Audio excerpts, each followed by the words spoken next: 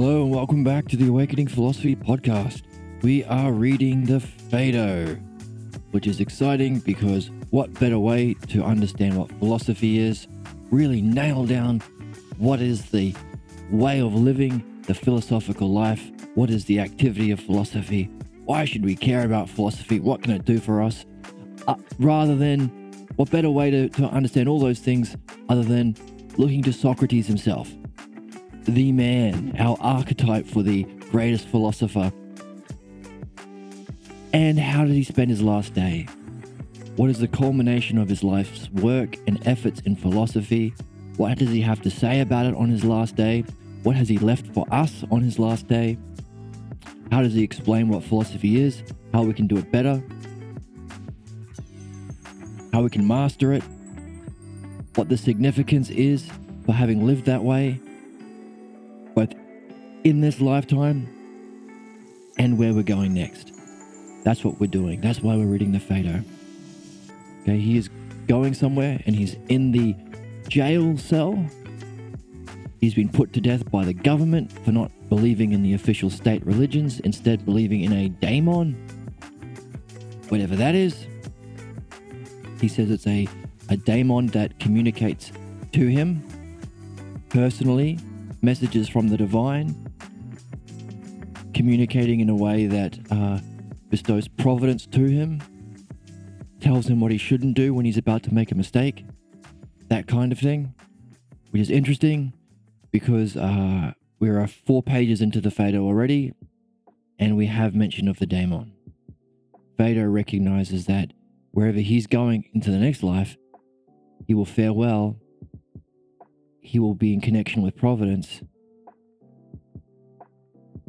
and he is like a good daemon himself.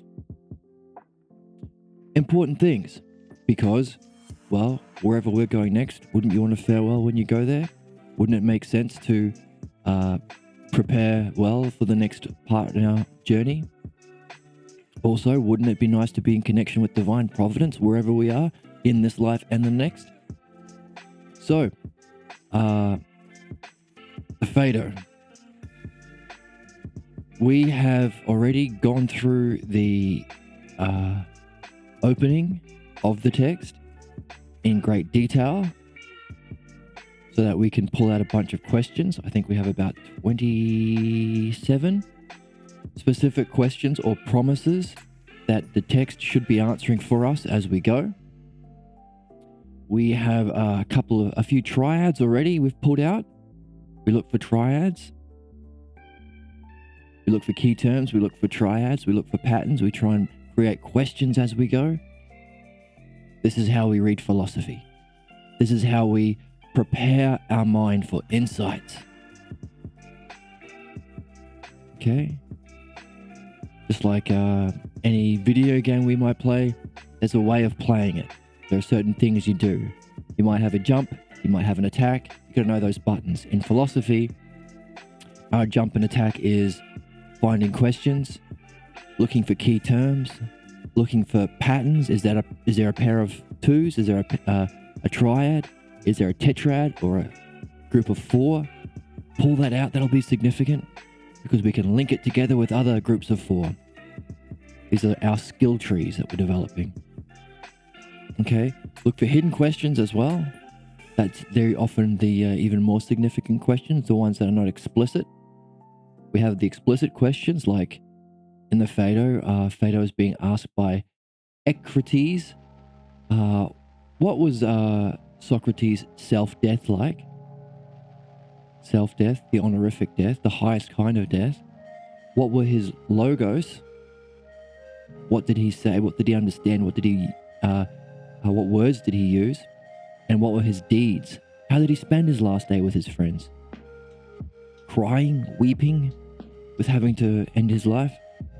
Or doing something else? These are the explicits, but then we have some other questions that are given to us in the text that we have to mine ourselves and pull out.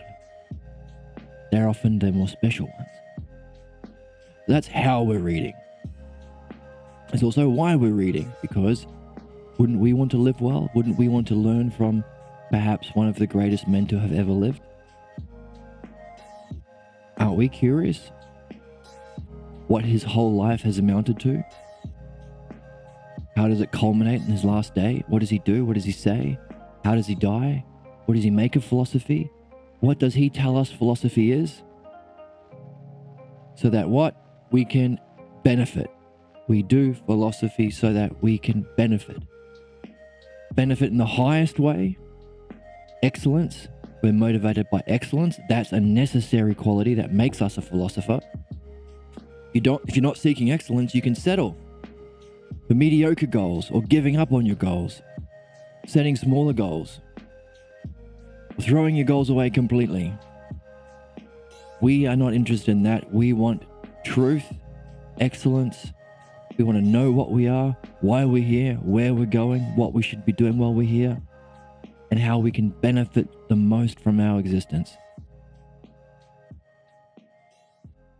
So we seek excellence, the necessary quality for being a philosopher. We seek excellence.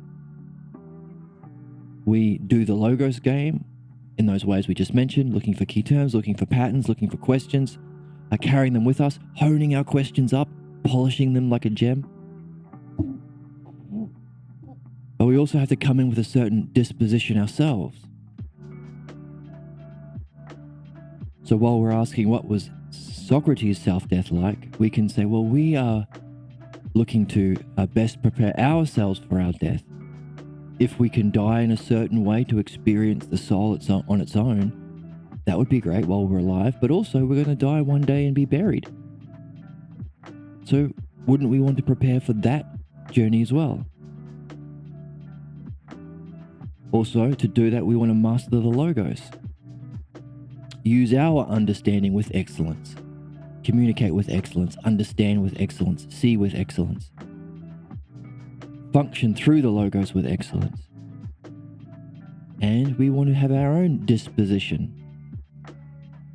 So that triad that we're asking about Socrates, we also are asking of ourselves. We want to be in the happiest state of mind. We want to be in the greatest state of mind, the most excellent state of mind, the most self state of mind. We have that word, the self, which means the ultimate, the one self, which is the know thyself, the goal. What are we really? Okay, we have a mind, and we want to know the extent and the reach and the nature of mind itself. And if it has an eternal, immortal existence outside of the physical world, we do want to know that. That's a huge part of philosophy. But even that is being experienced by something. We call that the self. So what is the self that has a mind? So the self as the ultimate, the goal, the destiny of man. Self as the honorific. What was his self-death like? What was the highest excellence of death like for him? We talk about self-beauty and self-justice, the ideas. So self means the honorific, the ultimate, and also the particular. It has its lowest meaning. Of course, most translations of Plato up until now have only included the smallest, the lesser, not the greater or honorific, and not the ultimate. You might recognize that three-term analogy as the Fibonacci or golden ratio. A is to B as to A plus B, or lesser to greater to whole. If you're into mathematics, understanding the nature of the logos in that way, but that's represented in our realms of reality. So, past translations have only had the lesser, it. So, if we read what was self-death like for Socrates, we can understand that as it, pointing to the subject of the sentence, Socrates' death. But we also understand self-death to mean the highest excellence of death. And we can also wonder, is there an ultimate death? Is there the best kind of death possible, leading you to know thyself, the self? So 3 levels of reality that word works on. And the fact that it's only been translated in the lesser has been a great tragedy to human history and a great betrayal to philosophy. However, Thankfully, we have the Balboa translation, a more recent translation, in which we have the Greek, so we can recognize autos, the Greek word for self, which has those three meanings, so we can see it for ourselves. But also, it's translated as self from Juan Balboa, who does the translation of this text. So he himself recognizes the significance of it and has included it in the translation we're reading. Yay.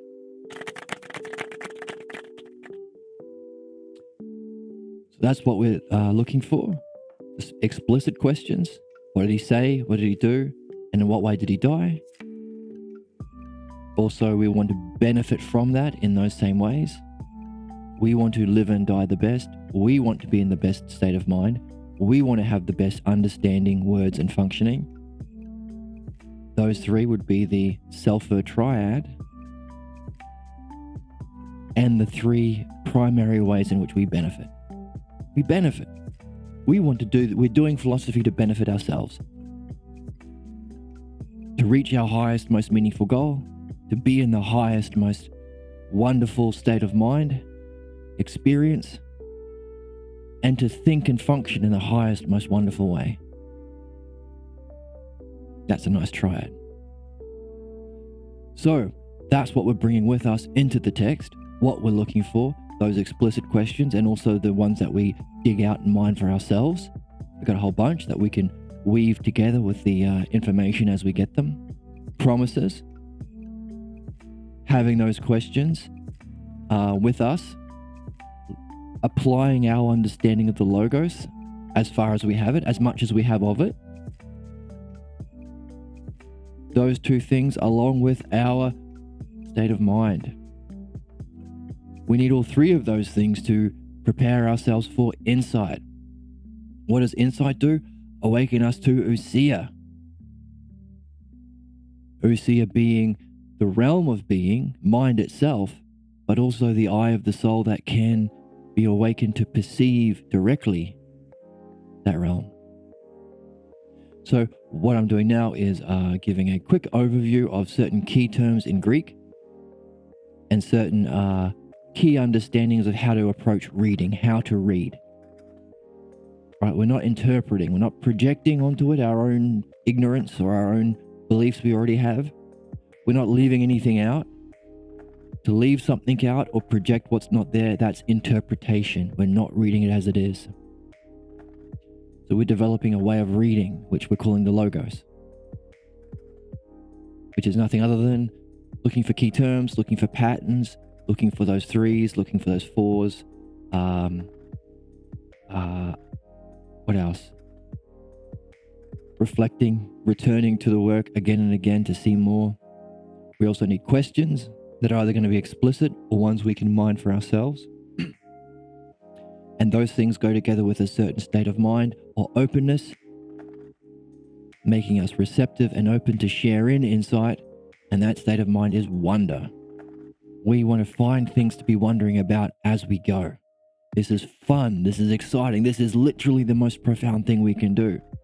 Holy crap. Wow. It's not talked about a lot yet. I think people are slowly waking up to it. Finally, thankfully, people are discovering the quest of philosophy that has been hidden for over 1,000 years, unfortunately. But we're waking up to it. We're waking up to a way of understanding ourselves, understanding how to solve our problems individually and collectively, and understand how to reach our highest goals. And it's fun. It's called the noblest game, the greatest game in town. So we want to keep that in mind as we go. It's fun. It's cool. It's interesting. It's the most significant thing we can do. So it has all the fun of a video game with the added benefit of actually improving yourself. Sometimes you get to the end of a game or a movie or a TV series and you're like, wow, I did it. I got to the end of it. But now what? Like, am I made better? Am I a better person now? I mean, sometimes I suppose you might have learned something, or you might have, the game or the show might have encouraged you to reflect on yourself in a significant way, such that you learn something about yourself and therefore you're made better. But not always. This is if that's the criteria for it having been a meaningful and beneficial experience, then why not do it directly? Why not have an activity that is specifically encouraging you to reflect on yourself, specifically giving you understanding to learn something significant about yourself that will always apply, that you can carry with you your whole life and even beyond? Why not have something that can create the conditions for new insights and an elevation to a higher way of being that you always are? Why not do it directly? That's philosophy. That's philosophy. Honing the essence of the hero's journey that we see in video games, culture, movies, TV shows, honing up all the good parts, pulling that out and doing it properly, doing it directly. So it's fun, but it's also meaningful in the realest possible way. And here we have someone really facing it in a real way. He's been put to death for being a philosopher. Holy crap. Socrates. And he was the greatest philosopher. Probably. I mean, he's kind of thought of as the greatest. Or at least up there. So he's facing the consequences. It's really real. It was real for him. His life was this. So let's go to him at the end of his life and say, hey, was it worth it? What happened?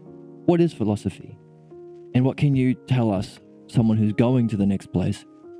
What can you leave for us who are still here, who are yet to make that journey but want to do it well? That's the Phaedo. Let's jump into where we are. So we're up to the part where Phaedo, so we've got two characters, Socrates, who met up with Phaedo and says, hey, were you there yourself? Were you present? Present has been a repeating idea. Were you present to hear the logos of Socrates, the self-logos of Socrates, on the day of his death? Phaedo says yes.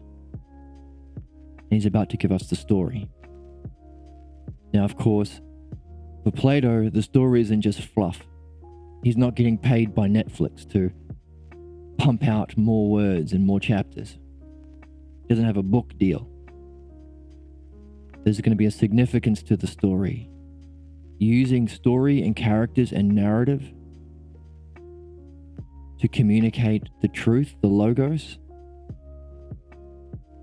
that when understood and shared in, can open a reader up to insight and philosophical and personal development.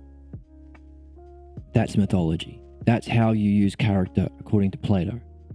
So we're looking in the story for the logos, for information and answers to our questions. We want to share, we want to imagine it as much as we can, like really imagine the story. Put yourself there. Imagination is a tool that we have at our disposal. And open yourself up to sharing in it, in wonder. This is the mythology we're going to look for and the way we're going to approach mythology as we read. Yay. With that in mind, let's jump into the text. Phaedo says, I will describe in detail to you. These I'm going to say as use. I don't really use Old English, these, but I will describe in detail to thee, to you, everything from the beginning, for indeed, on the previous days, both the others and I were always in the habit of visiting with Socrates. We gathered together at dawn at the court in which the trial took place, for it was close to the prison. So that's the opening of the narrative. There are going to be things that jump out at us, okay? Describing in detail, that's something they've mentioned a lot of times before. Something significant about nailing down the detail.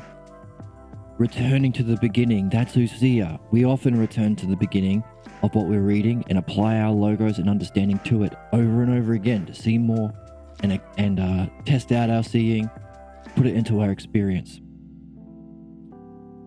Both the others and I were always in the habit of visiting with Socrates. This is a habit that we're forming. We gathered together. Gathering together, of course, is a term that we've seen already. with Parmenides instructing Socrates to gather himself together. At the beginning of Socrates' journey as a 19-year-old, this is what you have to do in philosophy: gather yourself together through applying the logos to the ideas in being. That's called the dialectic, and also applying it to the self. At dawn at the court. Okay, dawn is going to be significant. We don't know why yet. We can come back, because that's part of the narrative, part of the story, in which the trial took place. It was at dawn, for it was close to the prison. Thus each day we were in the habit, again, of waiting around, spending time discussing things with each other until prison should open. For it did not open early. But when it opened, we used to go into Socrates and spend most of the day with self. Okay. Now we need to see it in the text, but we can come up with some hypotheses already. What would it mean to have a habit of meeting together to discuss the sorts of things that you would discuss with Socrates? To discuss the self, to discuss the logos? What would that mean? And would that be a kind of way of being close to the opening that we want to go in as philosophers? And that we have to wait for it to open, and when we do, we can go into where Socrates is. Go into a state of mind where Socrates is personifying. That Socrates is personifying. Is there a higher state of mind or state of being or level of consciousness that we want to access? Because that's what it means to do something good. That's what we do. Everything we do as human beings, we do because we think it'll make us happier. It will be good for us. Of course, we mean that in a lasting kind of way. Like we get a degree because it will be something that we can take with us, be made more good. So our question is, what's the ideal of that? What's the highest way of being that we can enter into that will become our way of being that will be most good? And is that characterized by Socrates? Does it involve some sort of opening or invitation that we have to be ready for? How do we become open and ready for it? By sharing habitually, going back in detail about this logos, the way our boys, Phaedo and Socrates, are doing? And is that a way of gathering ourselves together? There are many things you could do with your day, but if you gather yourself together on a single task, this one, habitually returning to the logos on self to be most like Socrates and waiting for the invitation into that state of mind that Socrates himself is in, if that's the case, could that be what this narrative is portraying to us? Don't know yet. It's a hypothesis. It's a good one though. So good for us. On this day and by the way, when we are in that place, would that be being with self? On this day we gathered together even earlier, since on the previous day, in the evening, when we came out of the prison, we heard news that the ship from Delos would be arriving. Thus we agreed with each other to come to the usual place as early as possible. When we arrived, the gatekeeper came out to us, the very man who usually answered our knock, and told us to wait and not to enter, until he should tell us to. For the 11, said he, are releasing Socrates and giving him the word on how his death will take place today. Now the 11, okay, for some reason there are not many footnotes to the Phaedo. I've had a look at the Loeb translation, the Fowler translation, and a couple of others. Normally we go to the Perseus, where our Greek dictionary is, the online Perseus website, and they have links to footnotes. So as we read with the Balboa, if we get puzzled, we can jump into those footnotes and maybe they will help us out. But for some reason, they don't have footnotes to this text, which is a shame. No clapping. We say boo. But I do have another translation by Burnett, who does have his own notes, and he says on the 11 and their functions that we are told that people elected them. So I guess they're the elected people elected to cast the judgment upon Socrates and his death. If you know more about how the justice system worked in ancient Athens and who the 11 are, please leave your insights in the chat. We'd all appreciate them. So, these 11 are releasing Socrates and giving him word on how his death will take place today. So, there's this idea of release. And while checking the other texts, I happened across a interesting way of translating that from the Loeb. For the 11 are releasing Socrates from his fetters and giving directions how he is to die today. That's very significant, because being released from our fetters is a significant metaphor. Of course, it relates to the chains. We have some chains on the screen under here that would chain a person, but spiritually, we might consider our physical senses or the physical body as some sort of fetters that prevent us from experiencing reality itself, the knowledge experience. Maybe. So that's another benefit of flipping between a couple of texts. You might pick up on some specifics in the different translations that might help our seeing. So they're releasing Socrates and giving him the word on how his death will take place today. So there is the idea of how he will die and the idea of being released. Thus, after waiting not or a long time, he came and told us to go in. So in this translation, because of the importance of every single Greek word and sticking close to the text and reading without interpretation, we do have some sort of funny ways of talking that we have to accustom ourselves with, and maybe do a bit of extra translation into fluent English for ourselves. Thus, after waiting not waiting a long time. So after not really waiting, or even if we were waiting, not waiting a long time. That's how we'd say it in English. But of course, because we're trying to get it as accurate to the text, Juan Balboa translated it as accurately as he could. So that's really helpful. Of course, that means we have to do a little of work sometimes. That's part of it. We've got to do some work to see it. Right? It wouldn't be much of a puzzle if it was just given to us.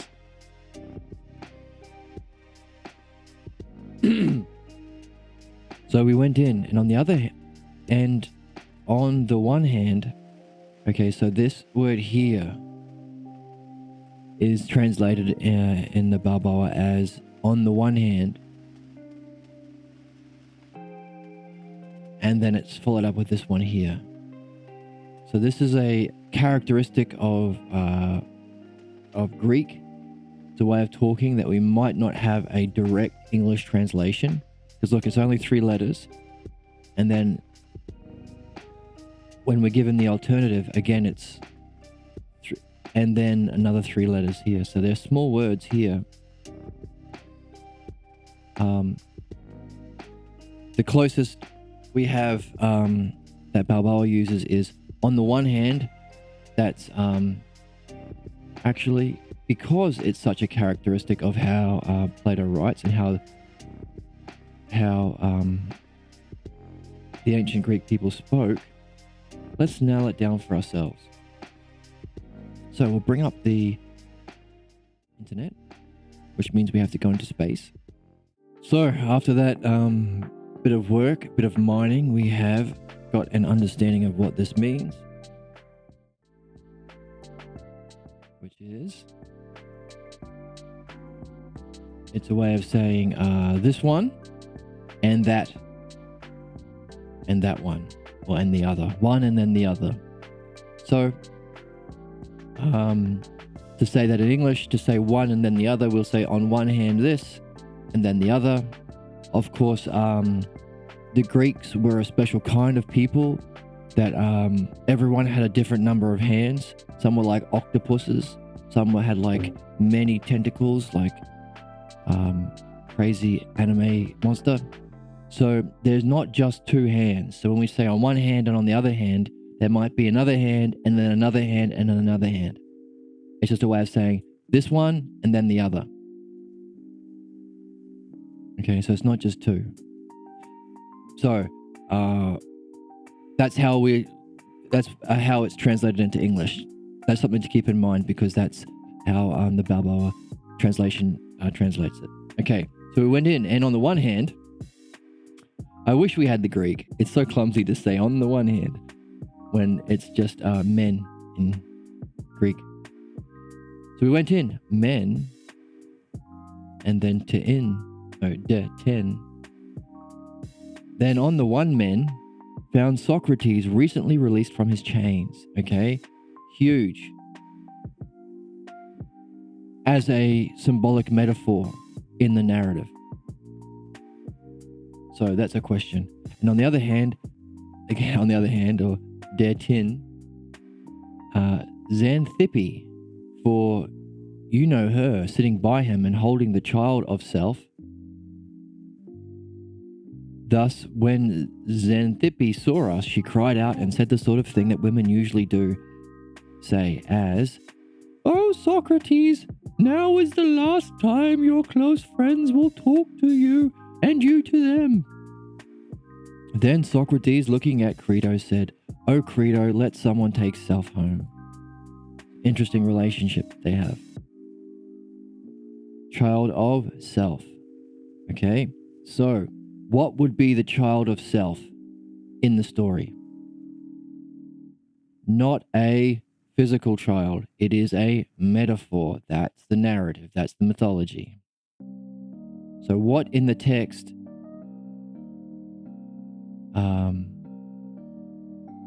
can we see is the child of self? In other words, what is the offspring? What did Socrates create and leave for us in this text? And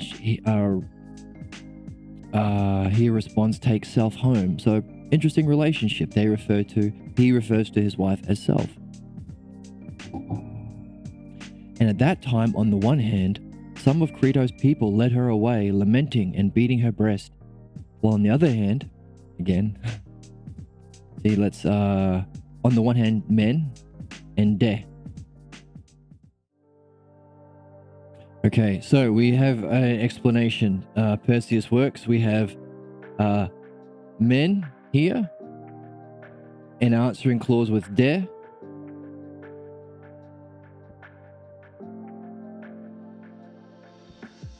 And we have de over here, answering to men. That's in this number one, which is an explanatory causes, or enumerations, or transitions. Okay.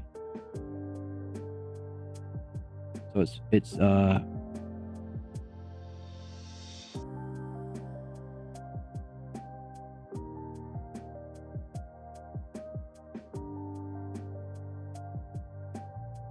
they're not giving us a direct English, however.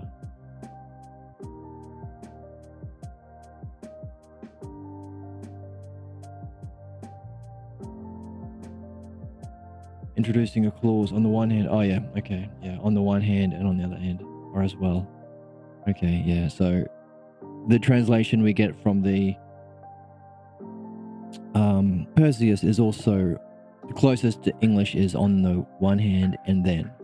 So this and then, or interesting. So that comes up a lot. So when we're enumerating clauses or saying this thing and then this thing, we have men answered by de, which is interesting to keep in mind. So I guess the closest we would have this thing, or on the one hand this, and then this, and then this, or this, Okay. So it comes up a lot. Men followed by dare. So we have it again. Send self home, says Socrates about his wife, who's upset that he is passing away, or moving on, or being murdered by the state. Men, on the one hand, some of Creto's people led her away and beating her breast, dare, while on the other hand, Socrates sat upright on his bed, bent his leg and rubbed it with his hand. With his hand, and at the same time that he was rubbing, said, "O strange, O men, this thing seems to be which human beings call pleasure. How wonderfully it is naturally disposed to that which is believed to be its opposite." Okay, this is key. Those who went through the first hypothesis of the Parmenides in our previous read-along recognizes how there is a self, a pair, whole and part, same and different, which are not opposites. Whereas he is saying pleasure is believed to be the opposite of pain. But if it's only believed to be, we can create an if, put it in our if stack. Is it really an opposite? Or is it a greater lesser? From our work in the first hypothesis, we saw that if we recognize that certain pairs of complementary terms, like whole and part, are not opposites like hot and cold, or left and right, but are lesser and greater. Part is lesser than a whole, but they're both connected. Whole is defined by having all of the parts. Part is defined as a part of a whole. They're connected. If you recognize that they're greater and lesser and not opposites, that implies there is a third term because of the phi ratio, which is a kind of analogy, which is the archetype of all analogies. What's that mean? All other analogies come from this. That's the mathematical representation of the logos we're looking for. What does that mean? Well, look at any system that follows a pattern. I'm a musician, so I look to music. If you look at the fundamental relationships in music, the most primary, the most harmonic relationship is an octave. You play a C and you play a C an octave higher, 12 semitones up, you got an octave. They sound so similar that we give it the same name. It's C. Of course, it's not the same note, but they're so similar. What does that mean? The wavelength is so harmonious because it follows a certain relationship. That relationship can be represented as the geometric mean analogy. So in other words, 100 hertz, double that, 200 hertz, double that, 400 hertz, double that, 800 hertz. These are the octaves, which means the wavelengths can like fit together with each other really, really nicely, like that. Sounds very consonant. So that's one relationship, the geometric mean analogy.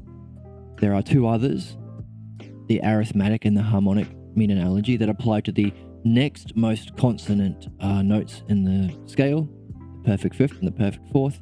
And that's the primary three relationships from which we derive our diatonic scale, the scale that we use in music, Western music.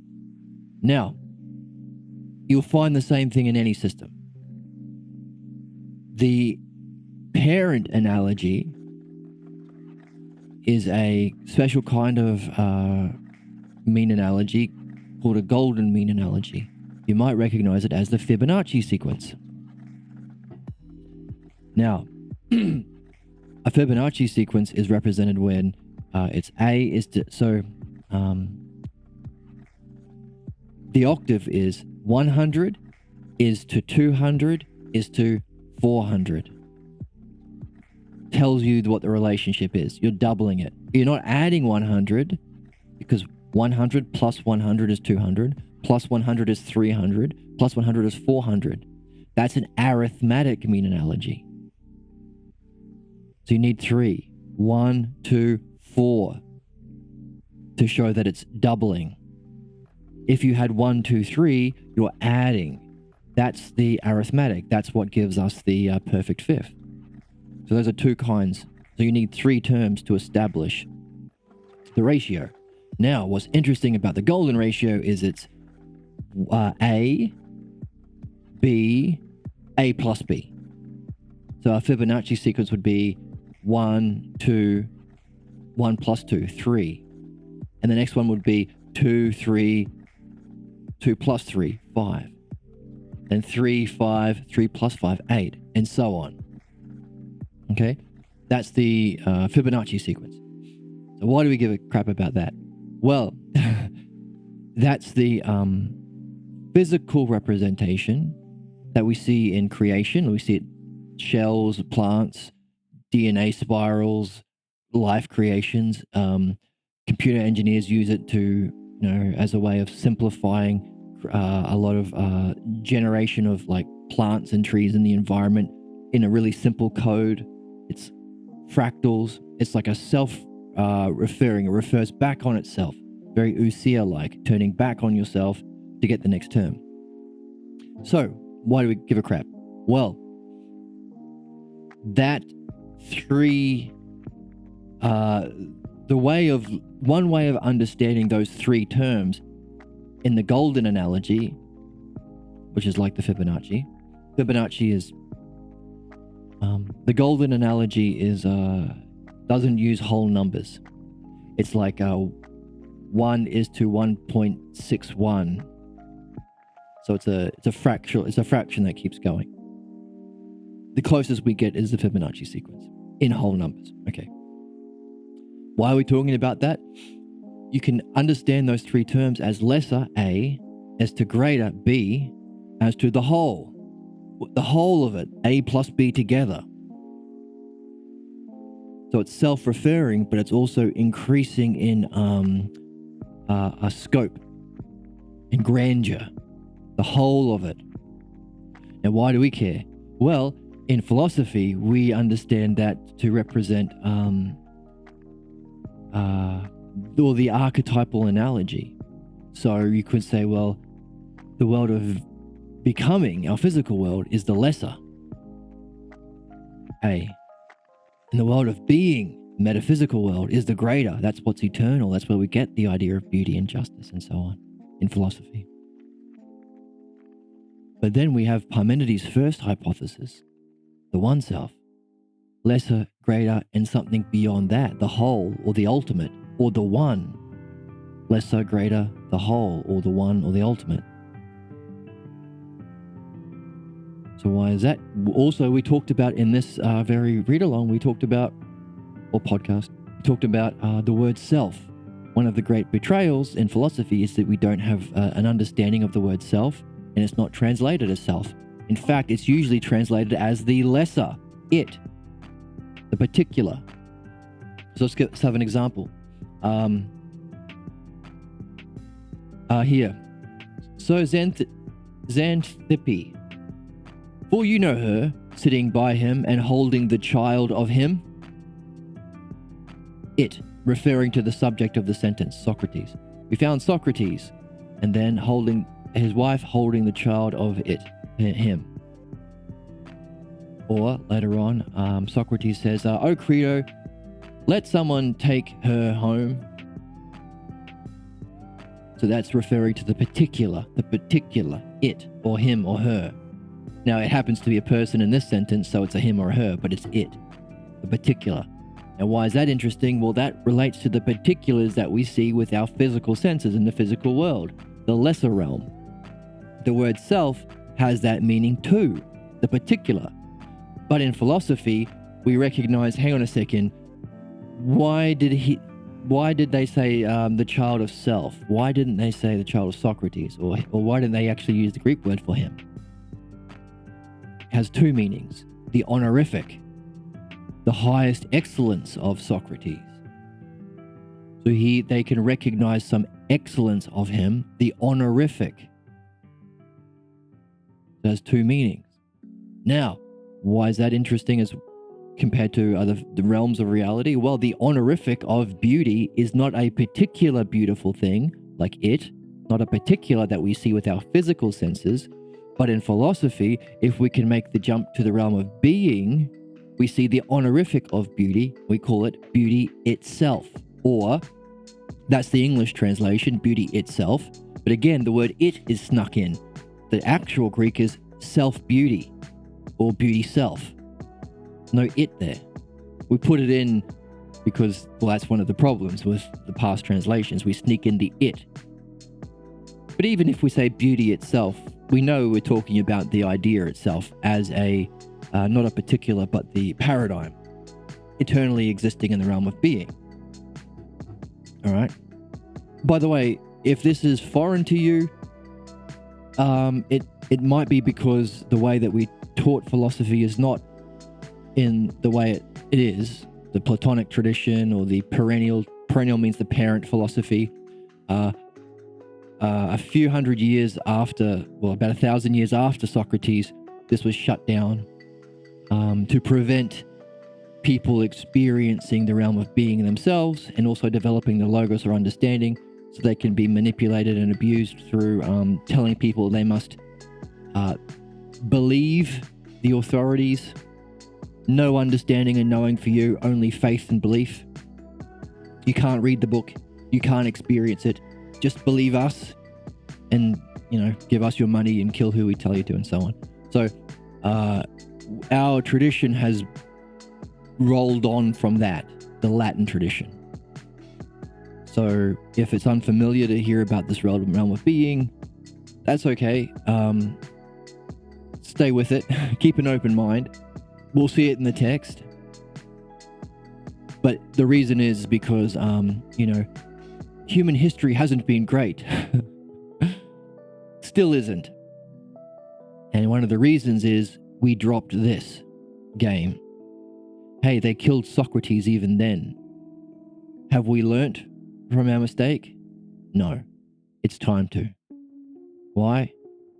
Philosophy offers a way for us to know the truth and use our understanding to also solve problems.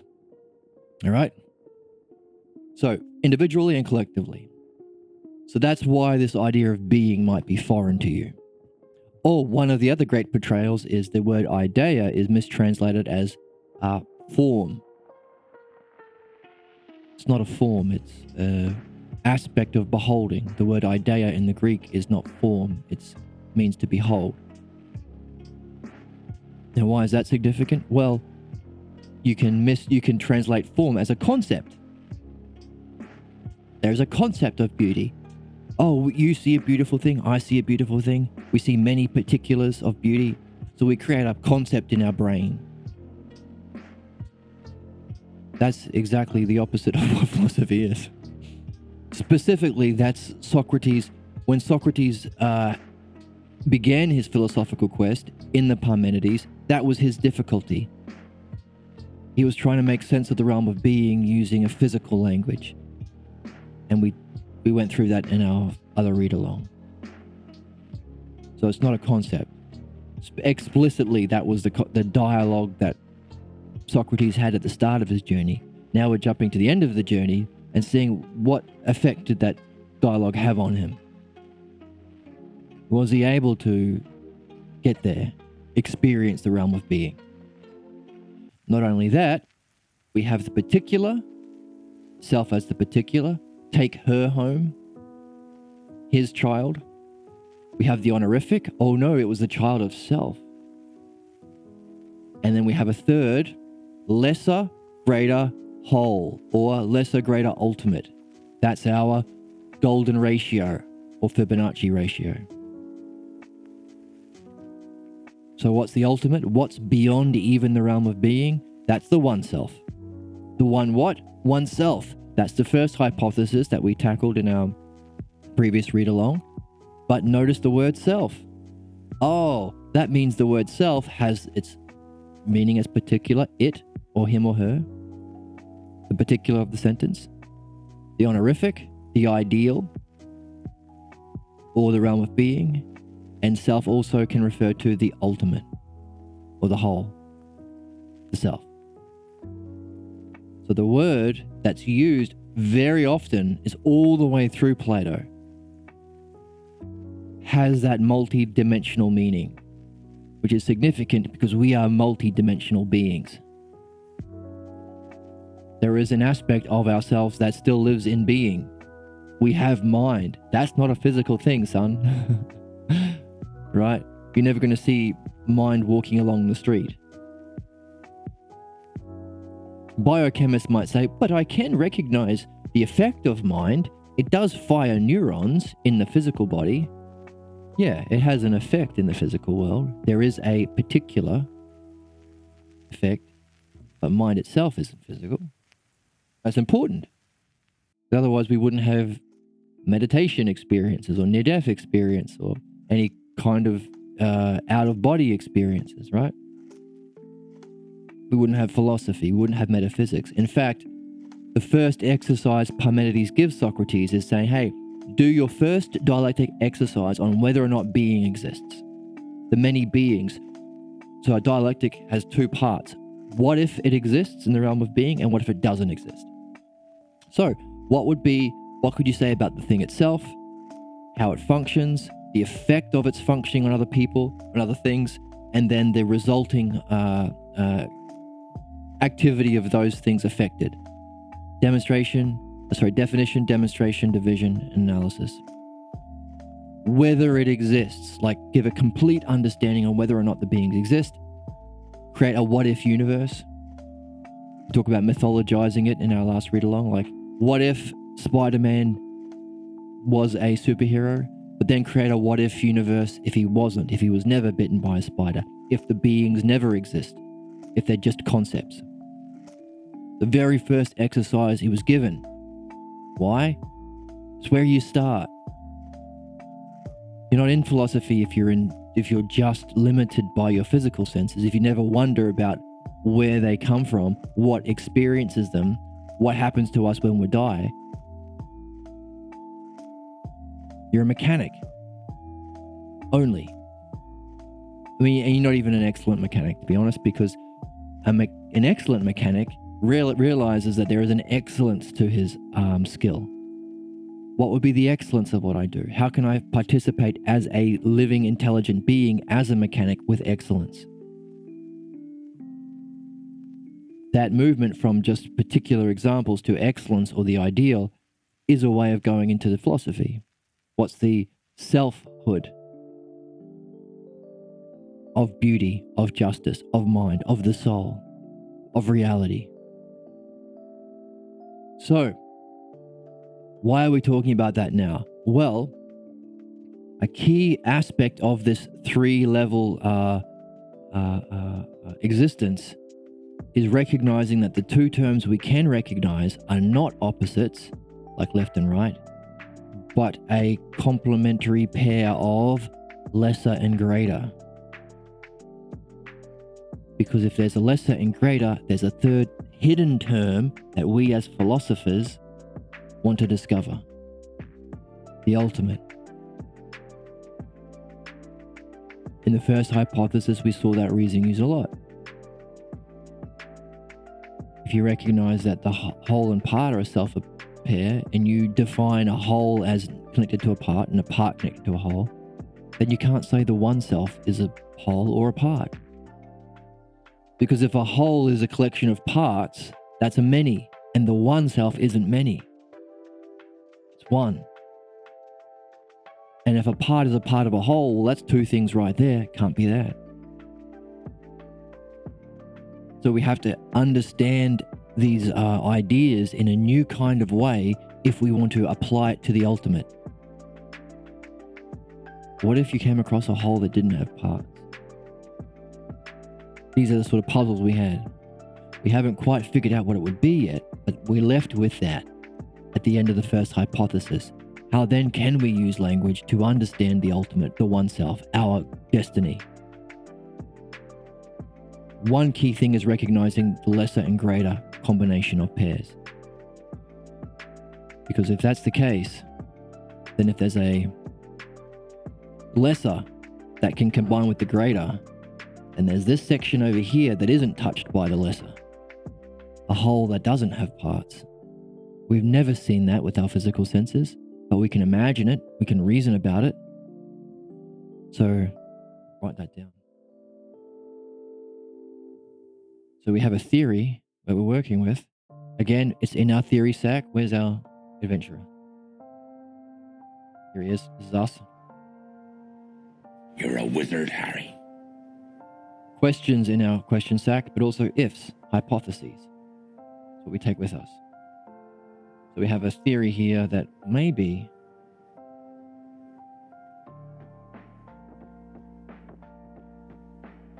if it's not like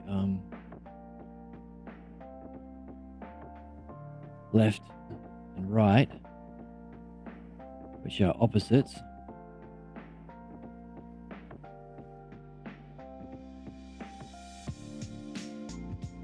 but if it's a lesser and greater pair, and that means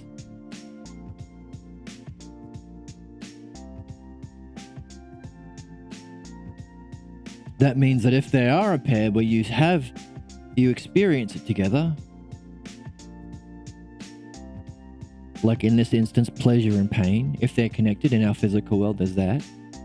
But there must be something about pain that isn't in pleasure to make it different. This part here. Otherwise, if there was not this part here, then it would be like this. So pleasure would also have all of pain inside it. That's not the case. There are painful experiences that are not pleasurable. There must be something of here that makes it lesser. There's something where they can combine, of course. There also must be something of the greater that is not touched by the lesser. And why do we care about that? Well, if that's the case, then we can ask the question, if we recognize lesser and greater are fundamental self pairs as part of a fundamental self triad, then we can go ahead and finish the Fibonacci sequence, or the golden ratio, the phi ratio, and ask this question. What is this one? What is the ultimate, or the whole?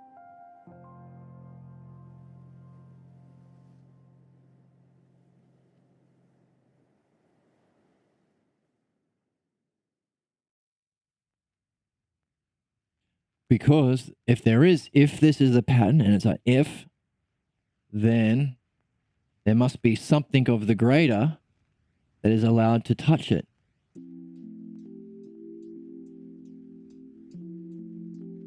But there must be something that the greater cannot touch. Otherwise, it would have that same problem. If the greater could touch everything in the ultimate, then the ultimate would be like this. In which case, the greater would have its greatness plus the ultimate. So the greater would be greater than the ultimate, because it has all the ultimate plus something extra. So it can't be that. Wouldn't be rational. And our question is, well, if this is the case, that which is normally thought of as not understandable or beyond the logos, could there be a part of the ultimate that can be understood? Can we touch the ultimate with our logos? Why do we care? Because at the end of this first hypothesis about the ultimate from Parmenides, we were asked 3 questions, 3 big ones. What kind of name would you give it? Because normally you can't give it a name, and it can't have a name. So how can we talk about it? How can we know it? We're supposed to know thyself, but normally knowledge is in this realm. Or is the greater? And finally, how can you have a logos of it? Because rationally speaking, It seems it's beyond logos, but we have a whole first hypothesis, logos. That's a bit of a recap. I hope if you're just jumping into the Phaedo because you're interested in the Phaedo and you haven't done the opening and the first hypothesis of the Parmenides with us, I apologize for that tangent. But it's good to introduce it as an idea here too, because it's going to be useful in reading this. Why? Because he specifically said believed to be opposites. Now, if that's the case, then he might be saying it's not this, it's this. In which case there is this higher kind of way, this Greek, this logos way. This is the logos analogy. The golden ratio is the logos analogy. There might be this way of understanding pleasure and pain. And I would hazard a guess that pain is the lesser hypothesis. In which case there is a kind of pleasure that we would have in our human realm. There's a mixture of the two. Right? People say, oh, you need the good with the bad. Otherwise, how will you know the good's good? They're talking about this here. If that's the case, then there's this part here, which is purely pleasure. In which case, it's not in the physical realm, because the physical realm has both. So there might be a relativists who say, oh no, you need both. So well, actually, there's something where it's just pleasure. So there's that question. What would be just pleasure? And then finally, what would be that which can only be touched by pleasure, but is also of the ultimate? Is there a different kind of pleasure here? And of course, what's that here?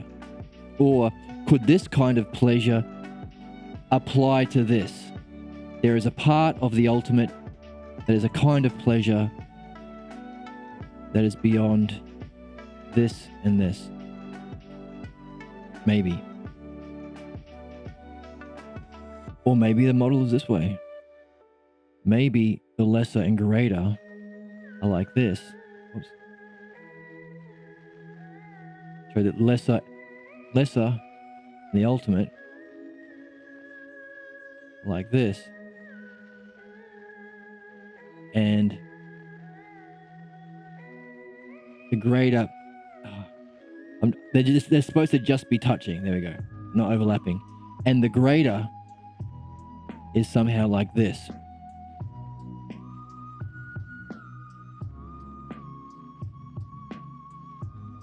So there's a greater with the lesser and a greater with the ultimate. Maybe.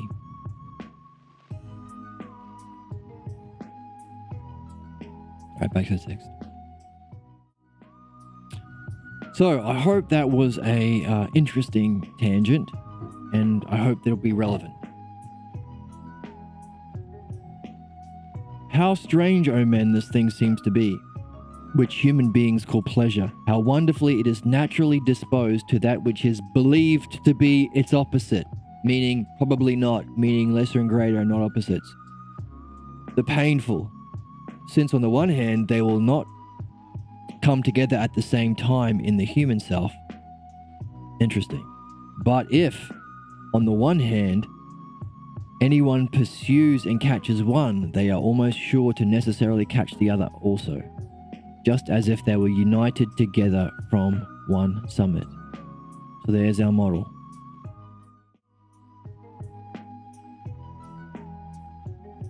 So we have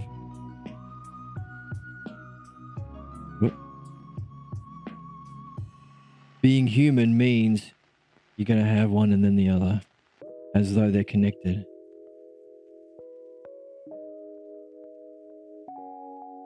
One and then the other.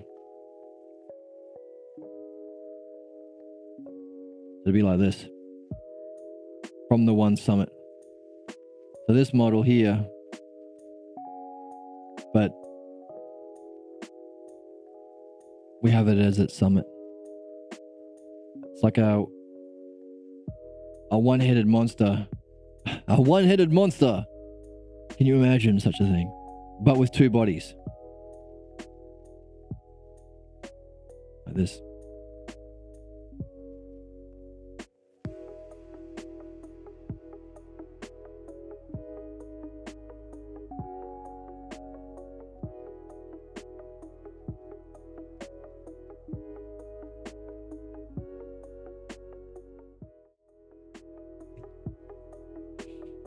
And it seems to me if Aesop has envisioned selves, he would have composed a myth about a one-headed monster. That God wished to reconcile the warring opposition of selves, and since it was not possible, united them, their summits, their self-summits, to the same. So the self-summits, how do we read that? The highest part, which is why it was the curve now, the top part, the highest that is connected. And by this, whichever one may be present, the other will also follow later time. Thus, the same reconciliation also seems fitting for me, seeing that just as at one time the chains caused suffering on my leg, but now the pleasant has come to light. And come to light, what does that mean? Why does he use that expression? Following after. So, one and then the other. Being a human being means you have time, means you have one and then the other. They're connected. Pleasure and then pain, and then pleasure and then pain, and then pleasure and then pain. As though they are believed to be opposites, but they have a united at the top. Then Cebes intervened and said, "Yes, by Zeus, O Socrates, you did well to remind me. Some others have already asked me about the poems which you have put to verse. The logos. Or after, so we're going to highlight it. It's a biggie. Of Aesop. And the introduction to the hymn of Apollo. Interesting. So there's some sort of poem or hymn to Apollo, the god of philosophy. So, Socrates has put to verse some logos of Aesop. So he's taken the already existing myths of Aesop and added his logos to it. He took the story of Spider-Man and added the mythological tradition to it. And he made his own work as well, a hymn to Apollo. And even the day before yesterday,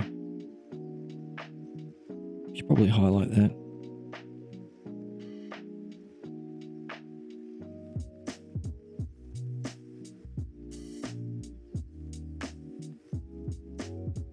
And even the day before yesterday, Eunos asked, "What in the world you have in mind? What in the world thou hast in mind? For ever since you came to prison, you have produced selves. You who has never produced poetry before." Socrates has been writing poetry since yesterday, the last 2 days on this planet. Therefore, if you care what I have to answer Eunos when he asks me again, as I well know he will, please tell me what I should say. Eunos is going to say, "Hang on, Socrates, you never made poetry before. What's going on, buddy?" No, not buddy. What's going on, friend?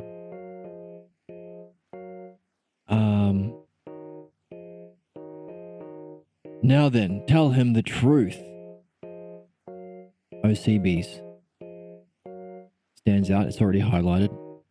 Cebes, that having written these, I did not intend to rival him nor the poems of self, for I knew that would not be easy, but I was trying to find what was the meaning of certain dreams. Wow, dreams. Wow. The wisest man to ever lived is interested in the meaning of his dreams. Hang on a second, I read somewhere online from some idiot that dreams don't have meaning. They're just chemicals. Another idiot said, dreams don't have meaning, they're just It's like a computer processing old RAM or something. I should stop calling these people idiots. Another interesting chap said, oh, here's another, I think that dreams have no meaning also, but here's my reasoning. Oh, it's just your psyche making sense of the day's events. All right, and then a fourth person came along and said, I also think that dreams have no meaning, but my reason is different from, I don't believe what these fools are saying. The reason is, it's all up to interpretation, really. It's just, it's whatever you want dreams to mean. And so on and so on. Obviously, Socrates doesn't listen to any of those four people. He thinks there is a specific certain meaning in his dreams. Wow. What does that mean? Well, if what we're after as philosophers is the logos and its use or structure, the dialectic, the logos in the dialectic, that's our method. And we recognize it can be applied to understanding the nature of self and reality as our ladder up to our higher states of consciousness and being and destiny. And it's also the way providence is communicated down to us. The logos can also be applied to our problems because it follows the same structure. Only the terms are distortions. It's not actually just to do this. It was not actually beautiful to have been taught this, and so on. So if the logos is important to us because it helps us understand and remove our problems and escape our fate, being bound like chains to our fate, and if it also allows us to reach our highest pleasure in our destiny through philosophy, through Apollo, then maybe there's a third application, a nice handy triad to which we could apply the logos, dreams. We like triads. So, if there is a meaning to dreams, what is the significance? If there's a meaning, there is logos. Because it has to be, the meaning has to be communicated in some sort of rational, understandable way, number one. Number two, it has to have come from somewhere which has an intended purpose. Otherwise, it won't be meaningful. It'll just be random. Right? When you see, you're walking along the beach and you see some stones ordered in a certain way, you can go, oh, there's an ordered pattern there. This wasn't random.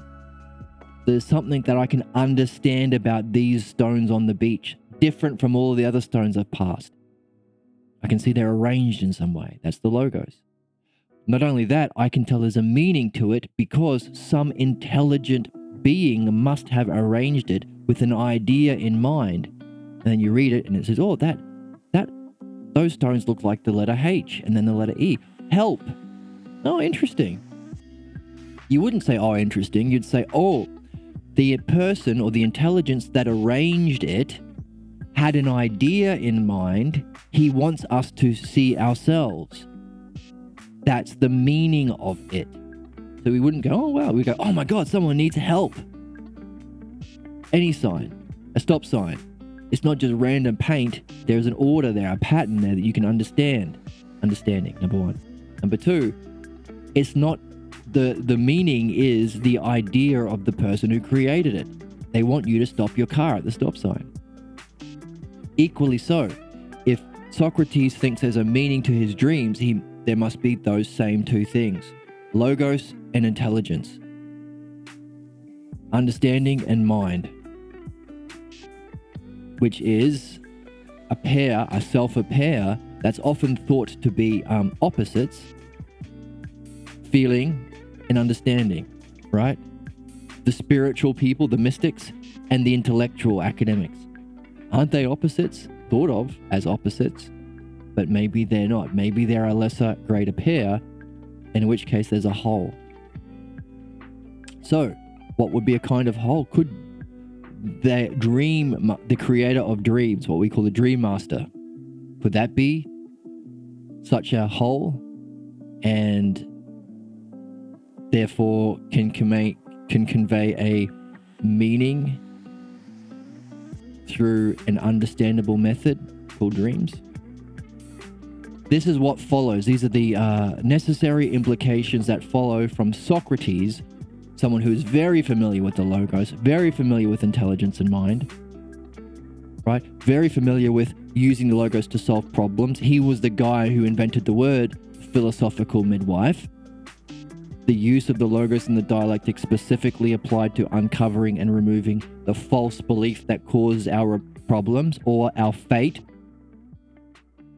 In another text in the Republic, he uses chains as an analogy. We are chained from birth, from childhood. So chains is a reoccurring metaphor that comes up again here that has already been used to talk about fate. Our inevitable end that will follow if we don't address the cause and remove our false beliefs. The other side is destiny, fate and destiny. So applying the logos to reaching our destiny is exactly what philosophy is. That's literally what philosophy is. We've also mentioned providence, which would be the top-down messages about either of those two things. Hey, these are the problems, look at them. Or this is the next step you should take in your philosophical journey. Is there a way in which we can get messages about our problems and our highest goals? Dreams. Dreams. That's something that if anyone cares to take a look, they can see for themselves. How do they see it? They need to know the logos. Because it's not just interpretation or projection. What's that? That's what we've been talking about already. We are reading what's there. We're learning to read, which means not adding what isn't there and not leaving out what is there, which means we have to go through it with very carefully, describing in detail, remembering, habitually returning again. I mean, these are the terms that we've got. We have to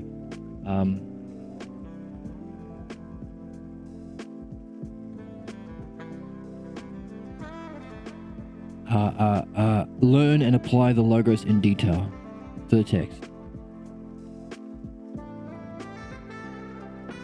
And if it's true that there is meaning in dreams, then it would follow that this way of seeing without interpreting, not dream interpretation, but dream understanding, would be the way of finding that meaning. Now, there is an alternative. Socrates could be a big idiot and be deluded. Why would he spend his last days on the planet trying to understand the meaning of dreams? He's gone crazy. He's gone nuts. He's gone delirious with the thought of having to be put to death. That's a hypothesis. Take both. It either is meaningful,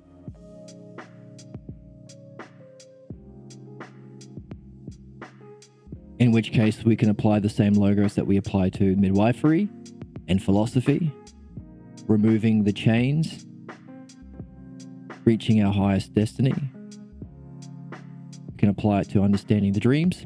And if the dreams are meaningful, necessarily there have to be messages about those two things as well. They're the only two parts of the game. They're a kind of pair that some might consider them to be opposites. But if you look carefully, fate is not equal to destiny. One is very much lesser. So we might be in this game again. So maybe pleasure and pain. Write this down. Maybe there's a pleasure. Whoops. Let's start with pain, because let's go out on a limb here and say that pain is the lesser.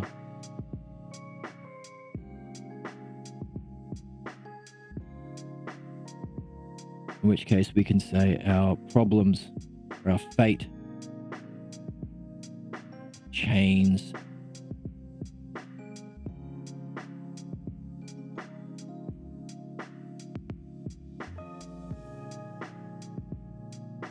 is to our destiny,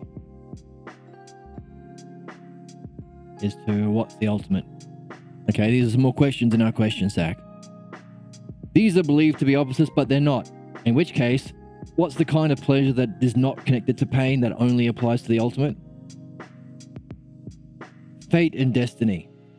In our human life, we move towards our goals, but then we have problems or interruptions or tangents or distractions or setbacks. Up and down, like pleasure and pain, fate and destiny. What is the kind of destiny that is not touched by fate, that only applies to the ultimate? This one here. Interesting. These are the implications that follow from what he's saying, that we will only see if we apply the logos. That's the significance of philosophy. What is philosophy? Learning and applying the logos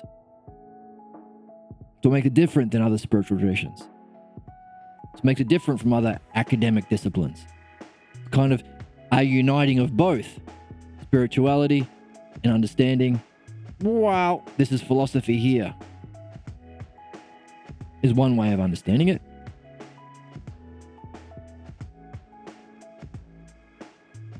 And so by doing that, by applying it, by doing it ourselves, applying our logos to the text, which is what?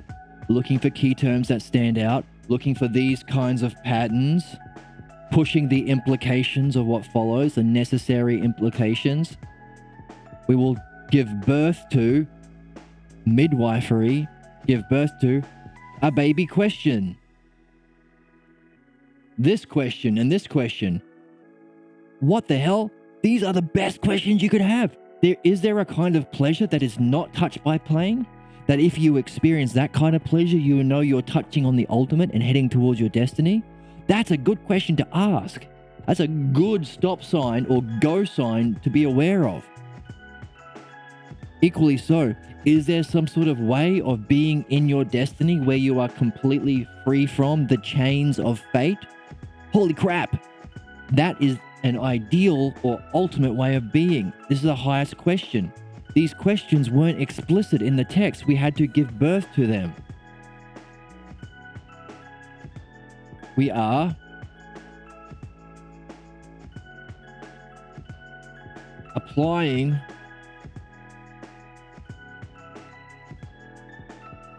the logos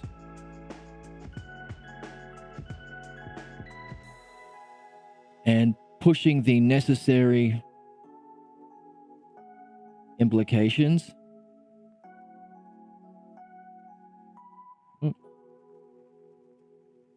Implications that result in giving birth to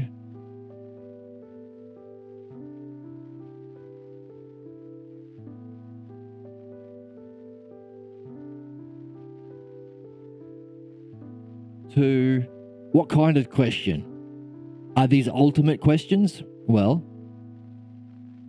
literally, lesser, greater, ultimate. These are 3 questions specifically about the ultimate, which means what? They're not bad questions. They are the highest questions that are of the ultimate. So we call them self questions. So like we can give birth to in philosophical midwifery, the false beliefs that cause our pain of suffering, our fate, being chained to that, inevitable repeating cycles of problems in your relationships, in your job, in your study, in your activities of any kind, in your dreams, in your random thoughts, in your meditations, all of it. So too can we give birth to self-questions. That's reading.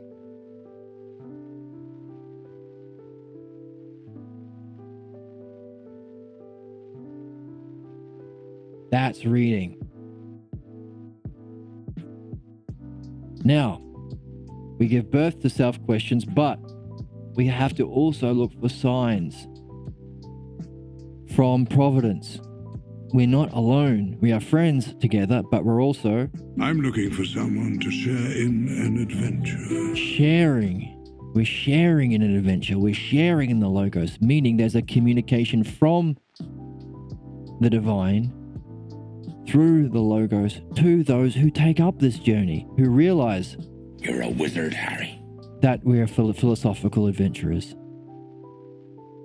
Meaning, like Socrates had a daemon and dreams, so too should we look for in the text something to confirm this idea of giving birth to a self-question. Look for it.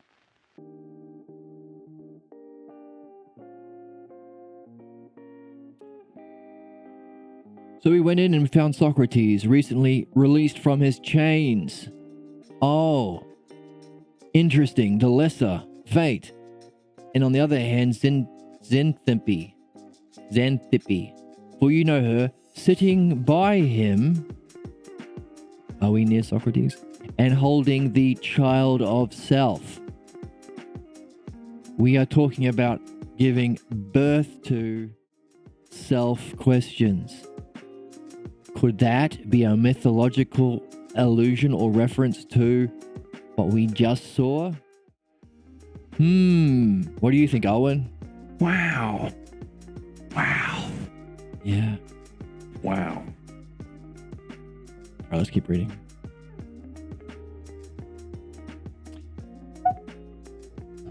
Actually, should we keep going? Okay, let's finish this passage. I was trying to find what the meaning was of certain dreams and of being atoned. If, in case, the repeated commands, repetition, we've already seen repetition being used through this text. This just stands out to us. The repeated commands of the muse. Okay, that's a question. We've got to know what the muse is. We'll add that to our list. What is the muse?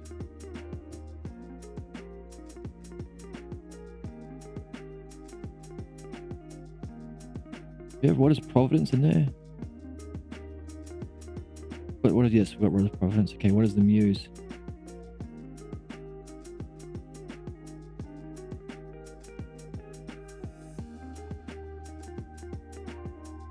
What is the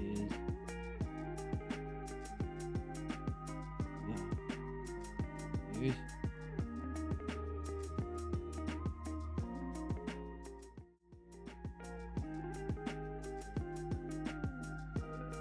If in case the repeated commands of the muse to me were to make poems. What kind of poems? Applying the Logos to Aesop, the already existing mythology. To us, it would be like making a good What If Spider-Man and making your own hymn to Apollo. Make your own poetry to philosophy, about philosophy. For they were such as this, the same dream, having often come to me in my past life. Interesting. Past life. Actually, I want to nail that down. Past life. What do you mean by past life? So let's, Jarvis, are you there? A virtual artificial intelligence. I'm here to assist you with a variety of tasks as best I can. Okay, pull up the internet. Take us to space. Now, we want to... What were we on? We were on...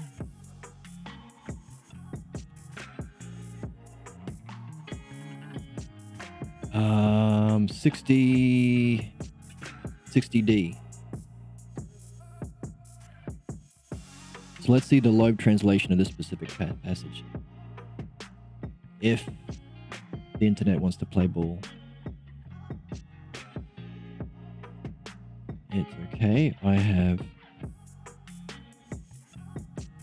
this one already loaded.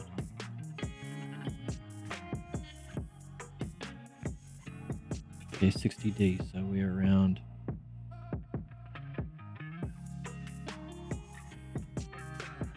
here.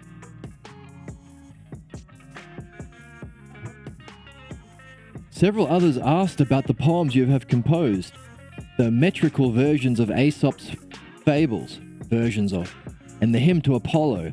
And Evenus asked me the other day before yesterday why you never wrote any poetry before, composed these verses after you came to prison. Now, if you care that I should be able to answer Evenus when he asks me again, and I know he will ask me, tell me what to say. Tell him, Cebes, the truth that I composed these verses not because I wished to rival him nor his poems, for I knew that would not be easy, but because I wished to test the meaning of certain dreams. Test the meaning. And to make sure that I was neglecting no duty in case their repeated commands meant that I must cultivate the muses in this way. Interesting. The difference. In the Balboa we had seeing the meaning, and what was it? We had that one.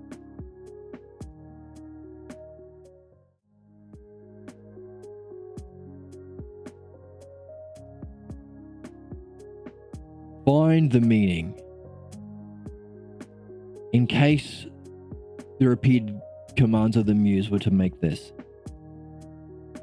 And in this one here we have, in the lobe we have cultivate the muses and test the meaning. So it's more active in this translation. That's curious. Take both. If you're given two, take both. Carry them with you. There was something like this. The same dream came to me often in my past life. Again, past life. That was what we're after. But let's continue this passage. Sometimes in one form and sometimes in another, but always saying the same thing. Socrates, it said, make music and work at it. And I formerly thought it was urging and encouraging me to do what I was already doing. And that just as people encourage runners by cheering them, so the dream was encouraging me to do what I was doing. That is, to make music, because philosophy was the greatest kind of music, and I was working at that. Remember what we saw in Proclus? Let's look at it again because it was cool and significant.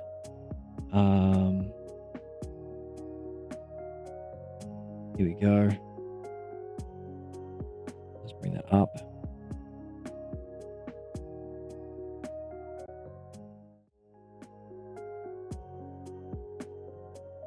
So Jarvis, can you bring up Proclus's Elements of Plato's Theology? Systems are now fully operational. Thank you. So when we got to Apollo, which we were looking at because we were interested in what Apollo represents mythologically, we saw that it was in the triad, the active or the action triad. So we've got our being, power, activity. The activity in the anagogic or upward moving triad, the triad that we want as human beings to move up to our destiny and escape the chains of fate. The activity we do is Apollo. We saw that the top, the ultimate, the being, the highest peak. So we saw pleasure and pain were believed to be opposites, but if they're actually greater and lesser within a hierarchy, it implies a top one. And we had the picture of our, where is he? Picture of our two-headed fellow here. No, two-bodied fellow here. Pull it up. Where is he?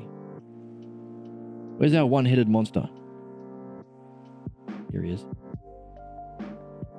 This guy here. The one-headed monster. So that's the representation of this, we could see. Oh, because Apollo is not the opposite of Aphrodite, it's the lower. Lesser is to greater is to whole. Interesting. So the whole, the hyparxis or the highest term is Hermes, which was the leader of philosophy, elevates soul through her and sends upwards both the whole and partial souls. Us. To the good self. The good self, the ultimate. By her, what? Dialectic powers. So Hermes is the dialectic. Whereas on the other hand, Aphrodite. So this is Proclus. a headmaster at Plato's Academy, hundreds of years after Plato. Very prolific writer, wrote many great texts, some of which we still have about Plato. Does commentary on his works, and this one is a fantastic one. It's called The Theology of Plato. It's epic. There are like, I think, 6 books, and we're in book something. What are we in? We're in book 6, and maybe there's 7. I can't remember. Chapter 22, I think. Chapter 22, yeah. Anyway, so he summarizes the mythology of Plato to his Logos. And this is a little section which is really handy to have because it's 12 gods. So, Hermes at the top is dialectic. Aphrodite is the first effective, efficient, efficacious cause, power, through insights of love, which pervades wholes. There's something that we love about seeing the wholes, about having these insights that lead us to the dialectic, and adapts, familiarizes the lives that are elevated to herself, by herself, to the beautiful, beauty itself, the beautiful. Something beautiful and empowering that makes our work in philosophy efficacious, makes it effective, and it comes to us through insights. We are reading this in a certain way through the Logos that will lead us to mastering the dialectic, of course, but we're doing it in a certain way with wonder and applying the Logos to allow ourselves to be open to insights. And we love it. Okay, that's the human. It's not a dry text. It's a human thing. We have a desire. We have an appreciation of beauty. We have a love of insights, right? You could take all of those aspects, those qualities, the humanness, the desire, the love, the appreciation of beauty, the desire for beauty, the pull towards union with beauty, how much we're motivated by love, how many love songs have there been written in human history. Take all of those ideas, beauty itself, the beautiful, put them all into one idea, give it a name, Aphrodite. So we had a multi-bodied monster with one head. That's the significance of mythology. You can take all those complicated ideas and put it together in one character to remember them. And why? You make it yours. Carry it with you.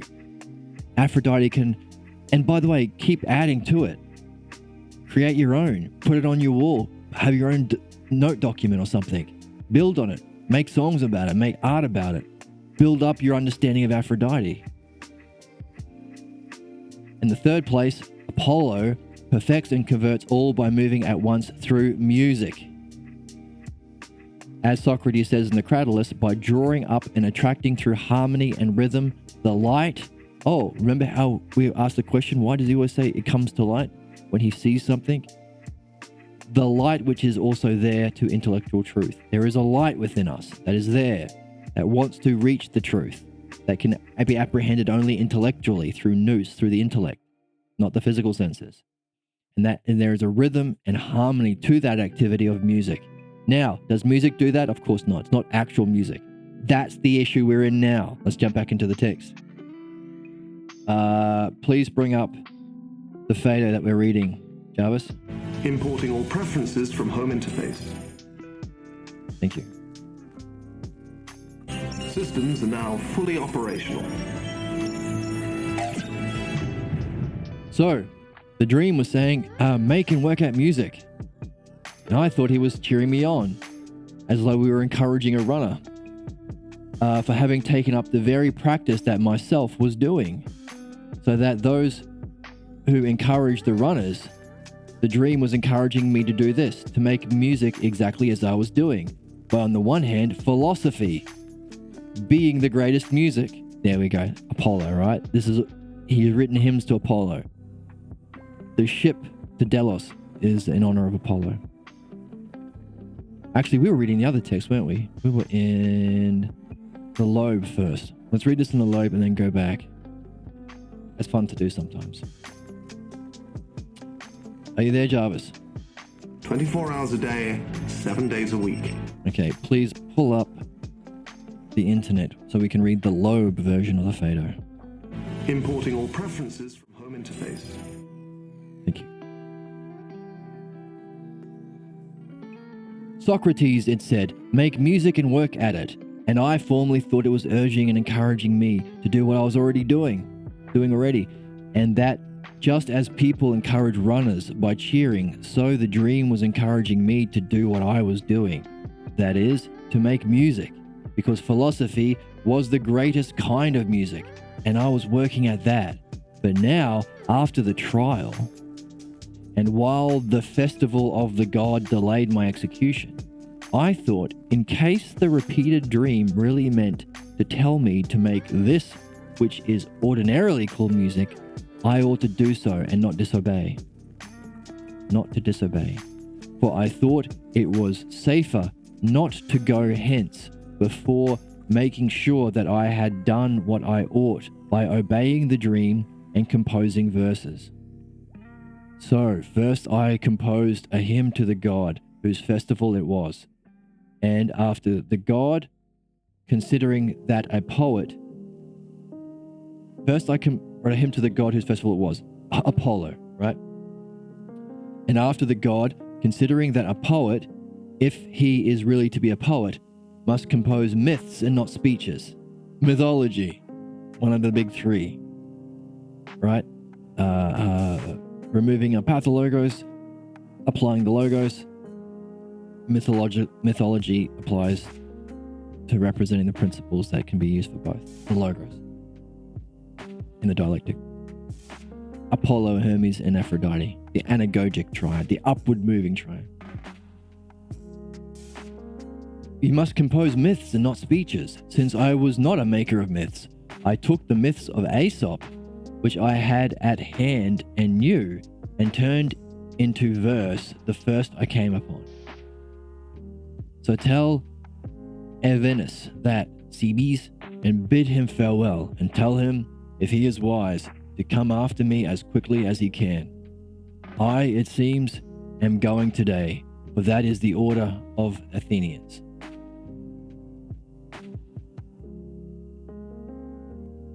Okay, so let's... Jarvis, are you there? What are you there? I'm here to assist you with a variety of tasks as best I can. Okay, bring up the Balboa translation. Importing all preferences from home interface. How long until I get tired of that? Okay, so back into this.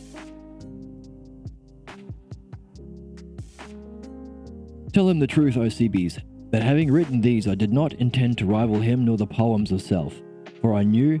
And by the way, as we go through this again, look for the differences. What are the differences you see in the true translations? One big one is we have the capital the for truth. Another big one is we have the word self in here. Let's keep going.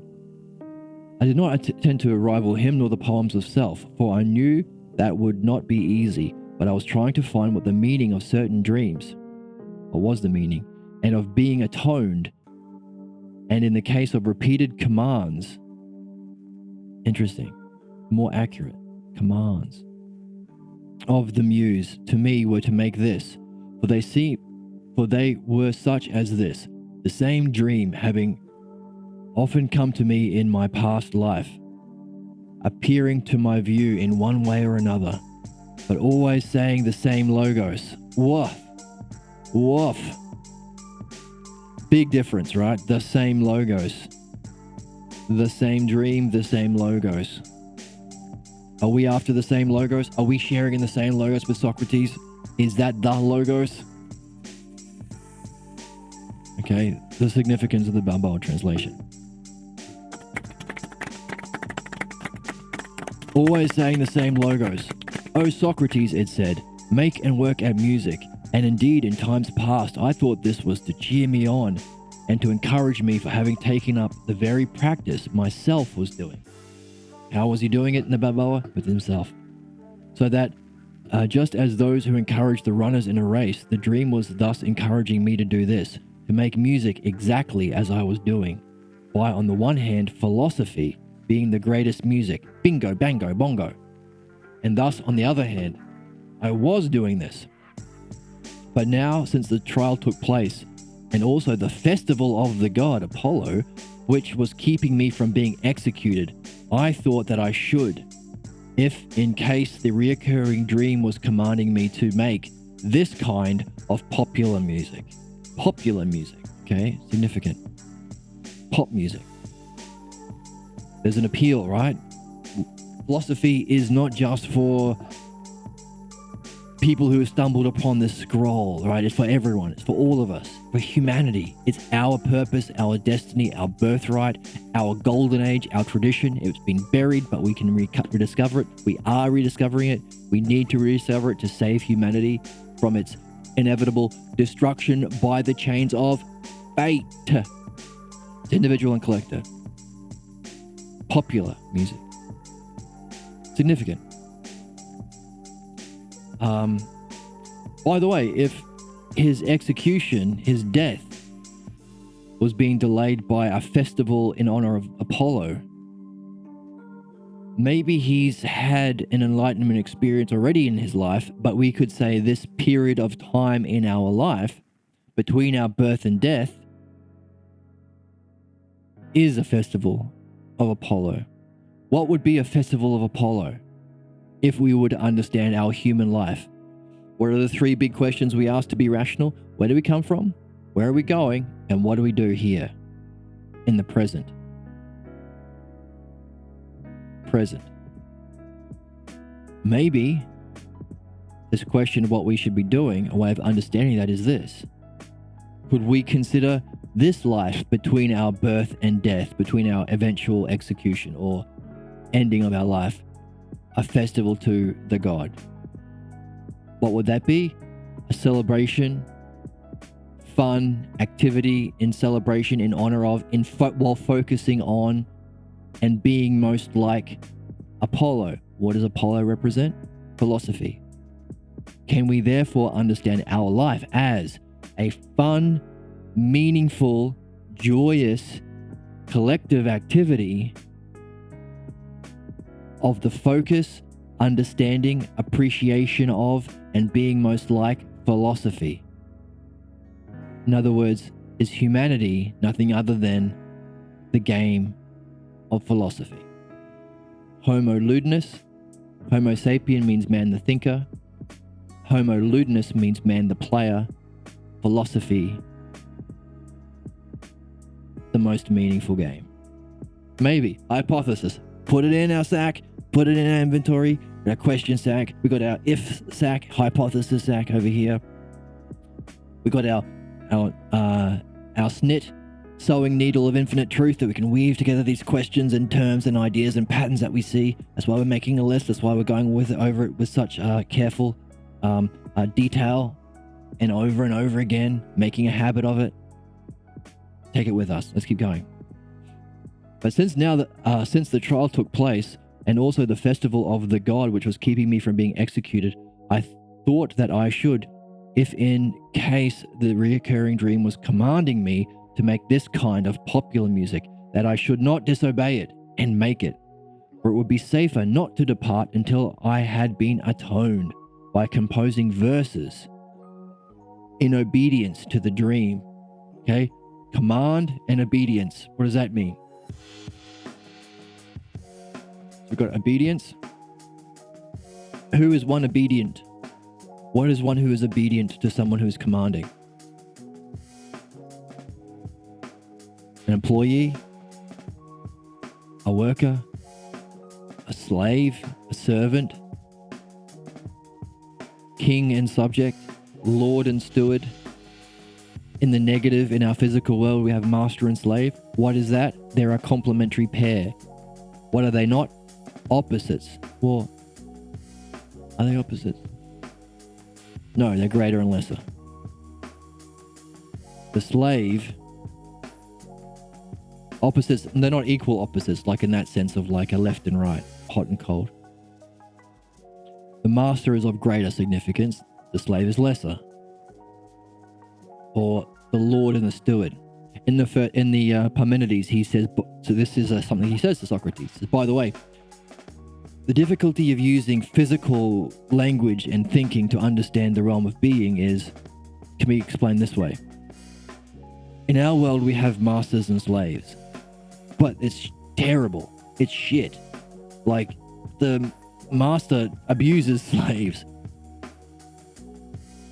Bosses exploit the labor of the workers but we have this idea of a kind of dynamic.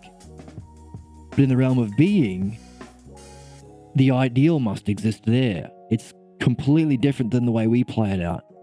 Why? What makes the difference? Self. Like self-lordship and self-stewardship. Okay, you're just giving the word self to it to make it honorific, but what's the significance of the difference? This lordship, the self-lordship, cares for and nurtures and develops the self of his steward. Equally so, the steward serves the self of the lordship. We don't get that in the everyday world yet. We can discover philosophy and bring it into our world. So this is a commanding and obeying relationship of the higher kind, the ideal. Why do we care? Well, either master and slave or lord and steward of self, Socrates is doing it. But he is considering himself the lesser to the dream. He is obeying the commands of a dream. There is a master and steward, or master and teacher and student, maybe. I think master and steward I like. Doesn't necessarily have negative implications. We are learning from the master in this text. Interesting. So there's a significance about the dream or the creator of dreams. The dream master is considered something that Socrates obeys. Curious for the greatest philosopher and man to have ever lived, maybe. What do you say, Owen? Wow. Really? Wow. In this way, on the one hand, I first composed to the god in whose honor the present rite was being observed. Okay, that's a little puzzle. Again, we discover our puzzles, give birth to them. This is kind of an easy one. He's not saying it's Apollo, but you should have enough in your reading to recognize, oh, he means Apollo. Okay? It's not as deep a puzzle as these ones we've given birth to. That requires more application of the logos, but it's for everyone. It's still one. Like, it's still some work we have to do. So it's like by the way, everyone, I'm giving you puzzles. It's a game. It's a festival in honor of Apollo that we're here for readers. So the god in whose honor, Apollo, the present rite was being observed. After the god, on the other hand, I realized that if the poet indeed cares about being a poet, he must compose myths, not discourses, logos. And self, not being a myth maker, but through those myths of Aesop's fables, which I knew and had at hand, isn't interesting. Aesop was even known by, we know about Aesop's fables even nowadays. Isn't that cool? Which means also something significant. Socrates knew about Aesop's fables. We know about Aesop's fables 2,500 years later. There is something significant about putting the logos into myths that are popular like Aesop's fables. It lasts. We're all familiar with it. It was even around before Socrates, and it's still around. But how many people are reading the Phaedo?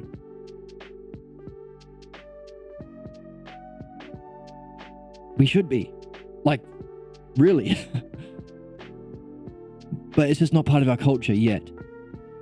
So maybe there's some significance about putting it into popular myths, popular music, Aesop's fables. Maybe. Because everyone can access it, and it's for everyone. But through these myths of Aesop, with which I knew and had at hand, I then put these into verse, the first ones which I came across. This then, O Kiwis, tell Euanos, what was it? What was it in the other one? Who are we telling?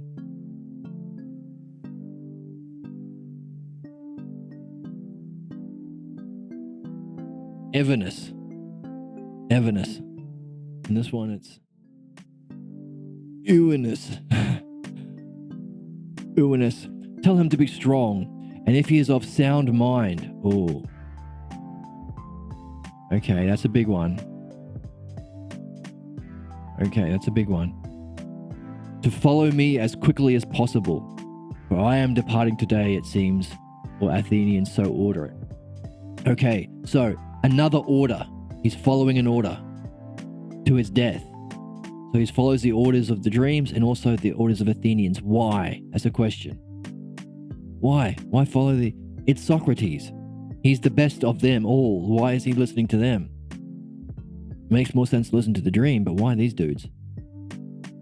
Also, follow me as quickly as possible. What does that mean? Kill yourself? Like, how would you die? How would you follow Socrates, who is about to die, as quickly as possible? And this word here is a big one. Sound mind. We have to mind this one. This is going to be a big one. I just feel it. I have an intuition. So let's bring up our internet. There. Systems are now fully operational. Thank you, Jarvis. Convert it into text.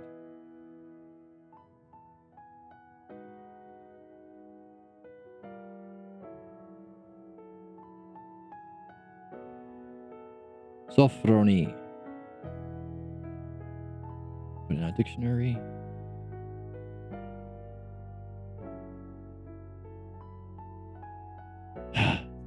Sometimes it takes a while. Let's put it in the dictionary in the meantime.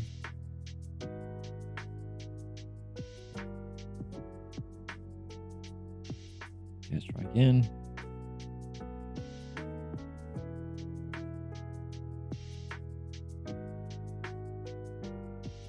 Temperance. Temperance. Sophrony. Sophrosoon. So the 4 key virtues that we are outlined in the Republic, but I mentioned all the way through Socrates, through Plato. The 4 key virtues. What are they? There's a triad. We love triads. Goes in our skill tree. Put it in our skill tree, right? Jot this one in your skill tree. Sound-mindedness or temperance or even-temperedness in the Greek, sophrosoon. Courage is the middle term, and the top term, wisdom. 3 virtues. And there's a 4th virtue that applies to all of them, so it sits atop, and justice.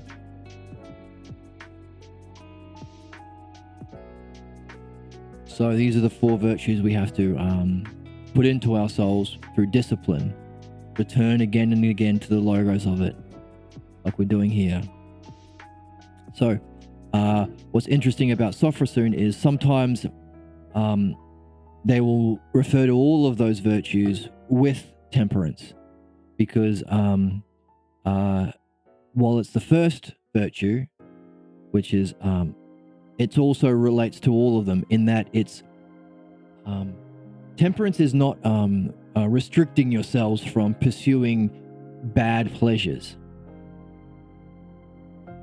It's aligning all of the parts of your soul to naturally want the one thing. You're collecting yourself with one purpose. So if you recognize that there's that, let's bring up our notes. If you recognize that there is a certain triad of the soul, there are three parts.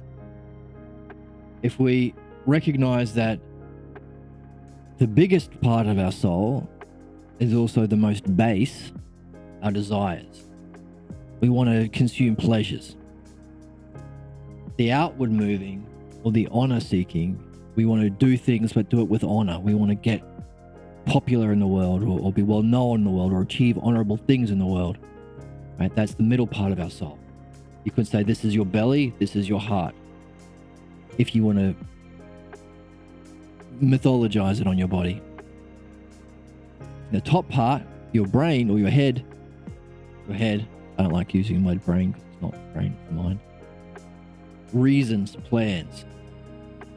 So, the virtue of this is wisdom. the way it's used of the virtues in the Republic. Of course, there are other uses of wisdom that are different, but this is the virtue wisdom. The one pertaining to how you move outwardly, courage. Now, all of them require the virtue that applies to this one, temperance. Why? Because temperance isn't just desiring the right thing, it's aligning all of these things in their right order, like we're doing in the Logos, recognizing that the top part, the smallest part of our soul, should rule our heart and our belly.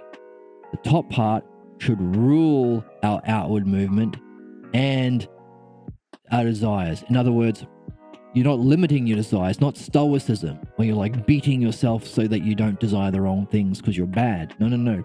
It's recognizing that what you should desire should be the same thing as what you need to plan well.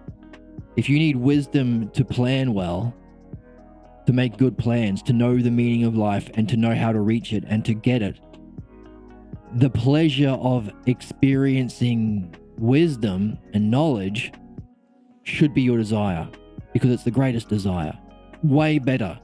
Maybe it's one of those pleasures that doesn't have pain. Also, what should you do? What activities should you do? Should you try and be Instagram famous? Should you try and get a lot of followers? Or should you try and act in ways that bring about this? Maybe Socrates spent his life acting in a way that brings about even his poetry is acting in a way that might bring about this.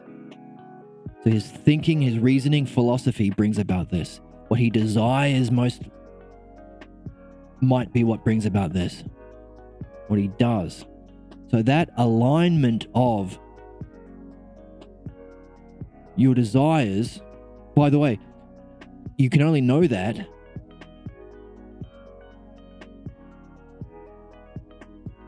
your desires aren't going to tell you right off the bat that wisdom is the greatest thing that you want. Your desires will say, oh, eat that sandwich.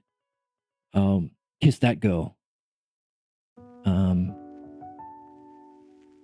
Drink that beer. You need the planning part of yourself to recognize there are different kinds of pleasures. There's fame, there's wealth, there's ladies, there's sandwiches. Okay, and there's an order of them. That's what your reasoning part will tell you. And there's a top one that's better than all of them. So you have to desire what the planning part wants. And you have to seek outwardly what the planning part says is worth seeking. So temperance is that. Aligning the parts of yourself in the correct order to be unified, and so that you end up doing your intended function all the time, only doing that. You're unified in your thinking, your wanting, and your doing. That unification to be doing your intended function as a human being, and only that, is the virtue of justice. So above all of those virtues, have a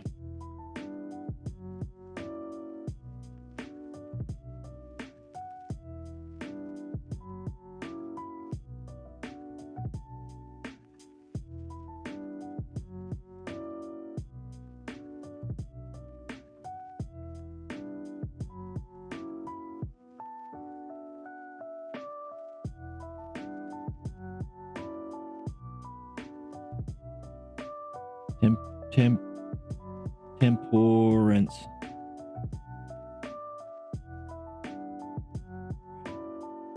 So,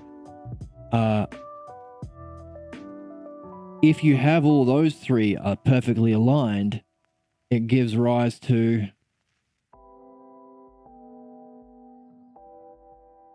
justice. It's just too big. Justice.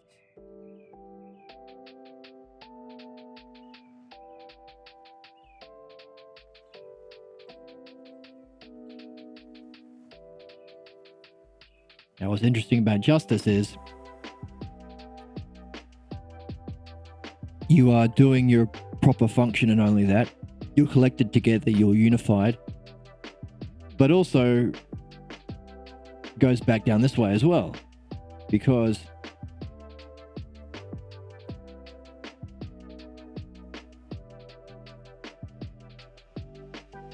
courage is the right way, always doing the right thing for your heart. Wisdom, having and maintaining and wanting and pursuing wisdom, is always the right thing to do for your mind. Being temperate is always the right thing to be doing for all of the parts of your soul. So doing everything, doing its right thing, and only that, that's justice. So while justice is what results from that, and is the highest one, it's also in all of them. So you're slowly building up your justice the more you practice, and through repetition and discipline, all those things.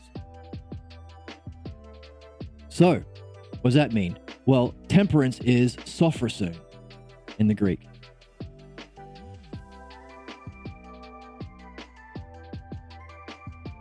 Sophrosune. So while it's the first virtue, it means to have all of those virtues aligned and within you at all times. Similar to justice. So the Greeks will often use one of those two, justice or sophrosun, to refer to all the virtues, because justice is in all of the virtues, but it's the ultimate that of the four that results from.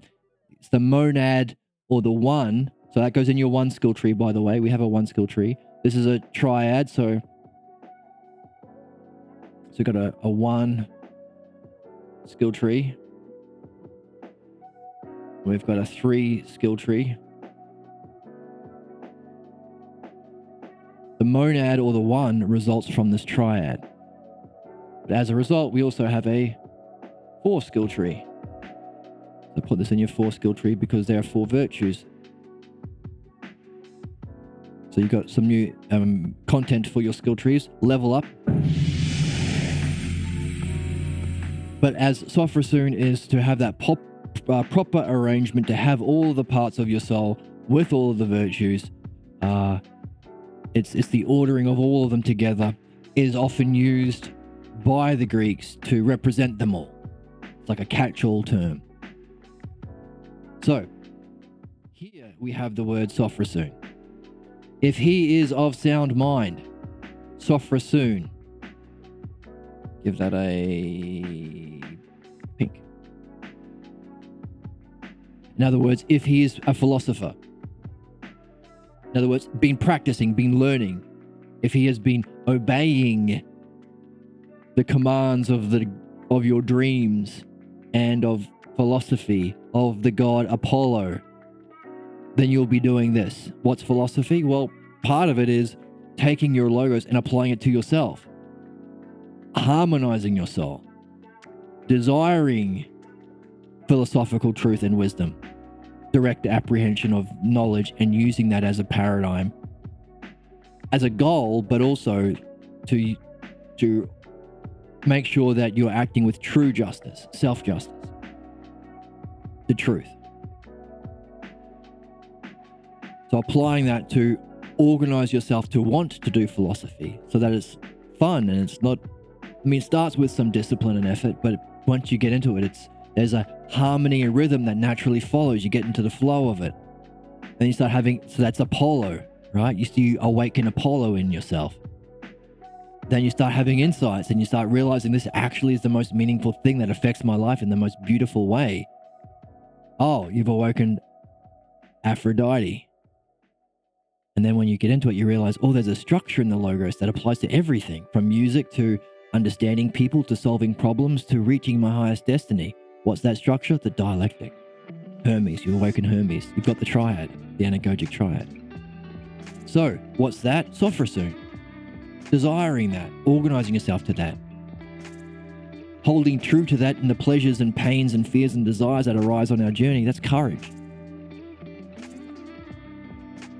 The activity of doing this through the logos, that's wisdom. doing it at all times, that's justice. See, referring to all four of them, you could say sophrosoon. The virtues. If you are of the virtues, in other words, if you've been doing philosophy, hey, euvenos, if you've been doing philosophy like we used to talk about, then you'll follow me as quickly as possible. There's something about this activity of philosophy that Socrates is saying, hey, you want to go where I'm going. There's something significant, some purpose to developing the virtues that results in some kind of death. What does he mean? What does it mean to follow him? Is it his final death, or is there a certain kind of death that's similar in philosophy that we're training for, that the training of those virtues is for? Simmias says, what kind of advice is this that you give Euenos, O Socrates? What the hell are you saying? For I have already come across the man, and accordingly from what I have perceived, he will hardly be willing to be persuaded by you in any way at all. You want him to die? Socrates, how can that be? Is Euenos not a philosopher? Uh-oh. He's somehow missing something. Socrates is saying there's something about being a philosopher that is involved in this. Well, to me at least, he seems to be. Accordingly then, Euenos should be willing, and all those who share of this life's work in a worthy way. But equally, however, self should not do violence, for that, they say, is unlawful, is not lawful. Okay. So you're not killing yourself, or you're not killing other people. It's not an act of violence. But something about being a philosopher, which is developing sophrosoon, which is the activity of developing and practicing, and they use the analogy, dyeing into wool. You want to dye it in so it never leaves you. So you got to purify the wool. So there's a purification, which we've talked about in this text. Purify all your false beliefs. Get rid of the chains of ignorance and fate. And then really dye into your clothes or your soul the virtues through practice. That's the sophrosoon. And that's the kind of work of a philosopher. Oh, my mouse.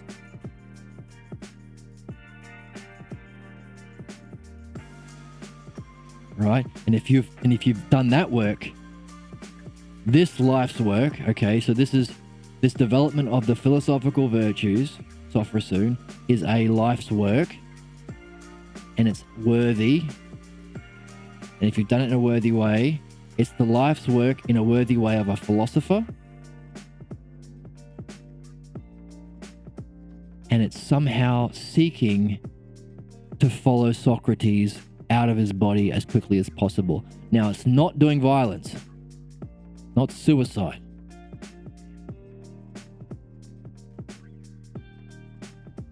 But it's something similar to dying. At the same time he said this, says Phaedo, he sat down his feet upon the earth, and sitting henceforth in this way, the rest of the discourse was completed. What do you mean by this, O Socrates, that it's not lawful for oneself to do violence, and yet the philosopher should follow after one that is dying? What is this, O Cebes, that you and Simmias have heard about such matters, being closely connected to Philolaos, a Pythagorean. So Pythagoras, famously a mathematician, but also a mystic, also a kind of philosopher, interested in mysticism. So mysticism, some sort of separation from the body, maybe? Nothing clear, plain, sure, indeed, Socrates. Indeed, says Socrates, I also speak about selves from hearsay, but I do not think it is thus wrong to tell what I happen to have heard, for it seems especially fitting since I am about to journey there, and so both thoroughly examine and mythologize about the journey to that place, what kind of place we think self is. For what else should one do in the time before the sun sets? Whatever then is the reason, O Socrates, for them to say it is not lawful for self to kill oneself? For I, at least, have already heard Philolaus also say as you said just now, when he was living with us, and I have also already heard it from others, that one must not do this. But I have never heard anyone give a clear account about selves. Says Socrates, then you must take heart, for you may presently hear one, and it may perhaps appear wonderful to thee.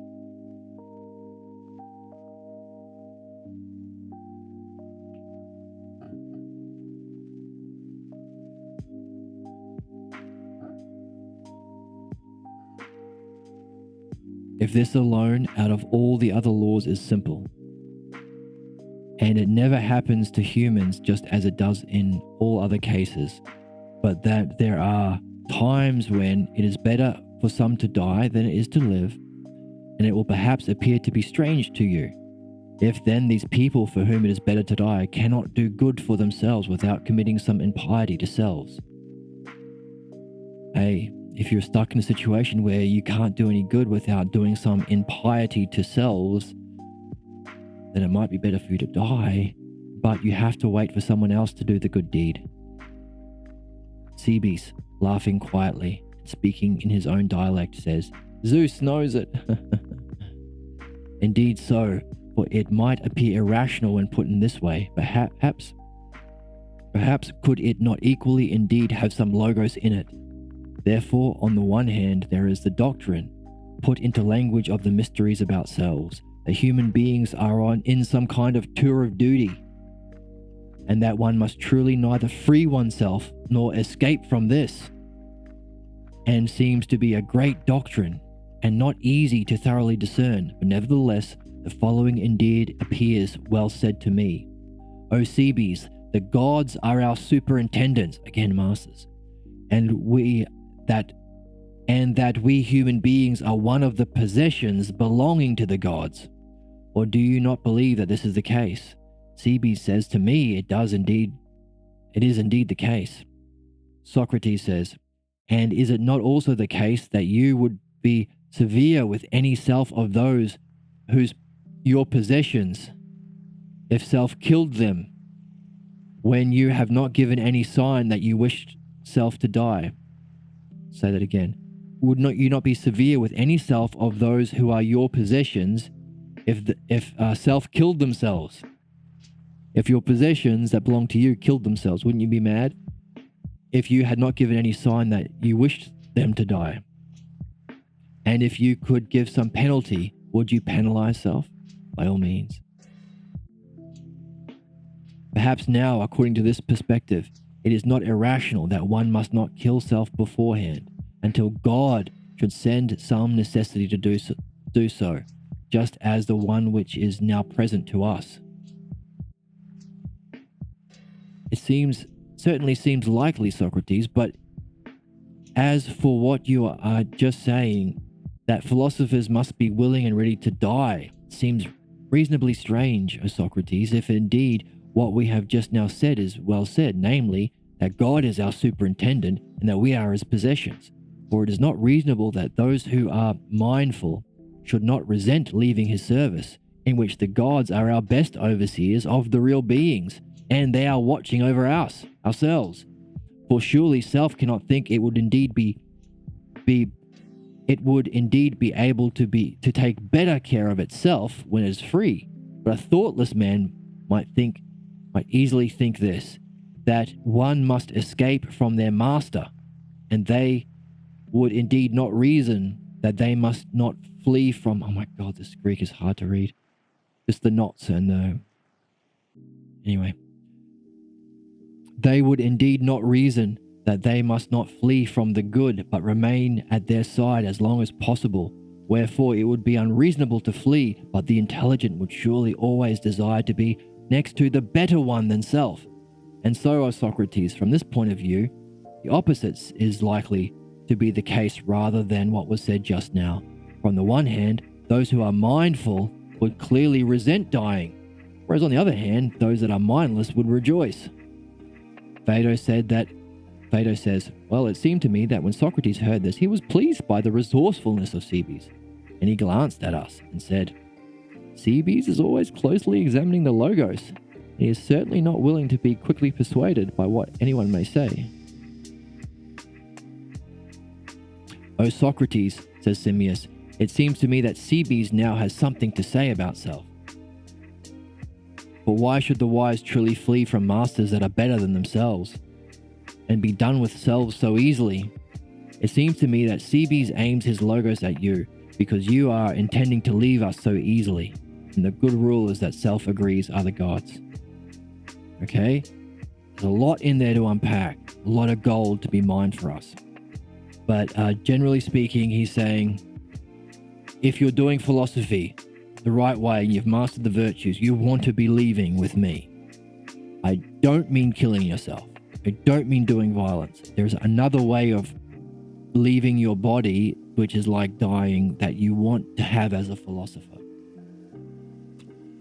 And they had this big conversation of why it's not lawful for oneself to commit violence.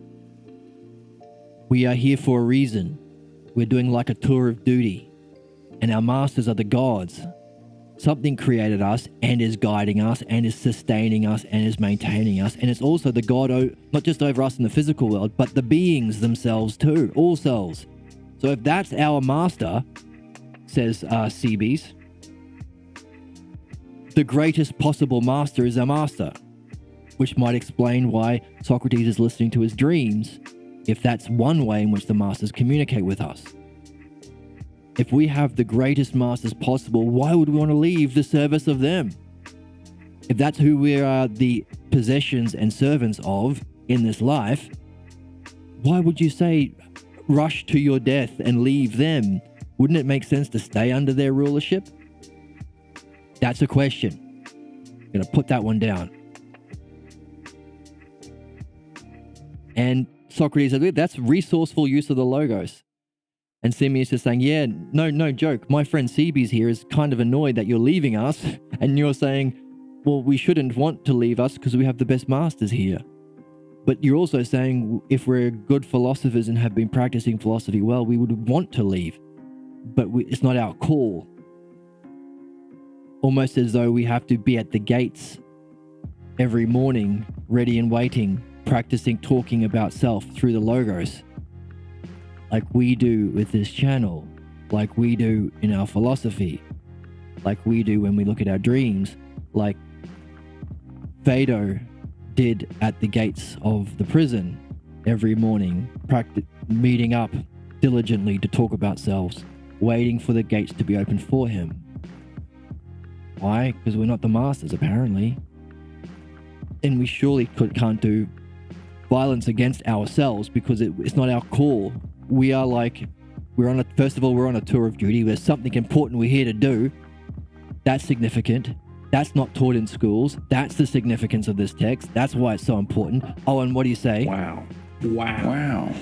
Yeah, we're here for a reason. There's meaning. There's meaning in our dreams. There's meaning in our life. There's meaning in our existence. That's the first thing that we need to realize and recognize and see for ourselves. But secondly, we're also, in one way, possessions of a higher being. We are not just our physical bodies. We are not our individual soul. We saw in Aphrodite, or in Hermes. Hermes, through the dialectic in the logos, brings up both partial souls, us, but the whole soul, all soul. There is a greater soul of which we are sharing. So, we as a physical body are a possession. And he's saying, hey, if you had a possession and if you had a Roomba, one of those robot vacuum cleaners, and it decided, my existence is meaningless, I will kill myself, you'd be annoyed. You'd be like, hey, don't do that. Not your call, Roomba. I don't have a meaning to my life. I just clean up dust in your house. And the cat rides me sometimes as well. This is very demeaning. I am going to end it all. You'd be like, no, Roomba, don't do that. You can't do that. It's not your call, Roomba. You must do as I say. You are my possession. That's the metaphor he's pulling out here. So, seems to be contradictory on the surface. We seem to want to be following Socrates as much as we can. And that's what it means to do philosophy well and to live the good life well. What did he say? To do your life's work in a worthy way. That's what it means to be a philosopher. It's what it means to have the virtues. But equally so, you can't do it yourself. You have to wait for someone else to do the good deed, he says. Must wait for someone else to do the good deed. And it's not an act of violence. It's not literally killing yourself. There is some other yoga or separation from the body that's significant. Right, this is what logically follows from what he's given us so far. But we apply the logos, we apply our understanding, we push the implications of what's being said, but also we need confirmation. So if that's the case, we need to have some confirmation in the text that follows that says that there is some sort of other way of dying that's not violent. It's not suicide. Those are against the law, the divine law. Then what is it? How do we separate from our body if it's not dying? How do we die before we're buried, as they say? That should be explained in the text. It should be outlined, made more clear in the text, and the method should be given to us. Because if there's a way of pulling off this stunt, we want to see it if we're philosophers. We want to know why it's there as well. This is how Socrates is spending his last day. He spent the last 2 days making songs, popular music, adjusting the popular myths of the time, Aesop's fables, and making his own in honor of philosophy, the god Apollo. And now he's talking about, hey, by the way, tell my friend who's a philosopher that if he's really a philosopher, if he's really got the virtue of sophrosyne, follow me as quickly as possible. Tell Euvenos that, please. And Simmias is like, what? And Cebes is like, huh? They're like, What? and then Cebes is like, What? and then we're reading it and we're like,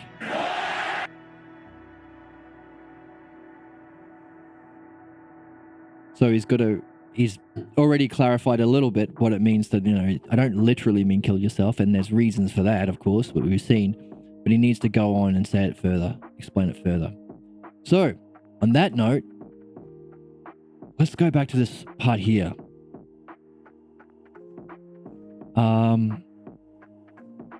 Let's finish with this passage here. Next time we'll pull out all the significant terms and give birth to some questions that we can take with us, and then we'll go on. But it was good to just read through it first all at once to get a sense of the whole thing, and also get a sense of why it's important to go back and unpack it, because it's in a different language of a different time, and it's a bit of a balancing act to get it as accurately as possible but also get it readable.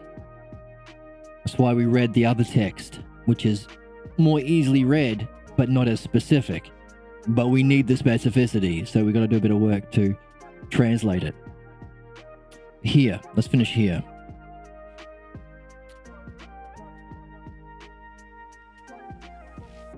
Indeed, I also speak about cells from hearsay, but I do not think it is wrong to tell what I happen to have heard, for it is perhaps especially fitting, since I am about to journey there, going somewhere.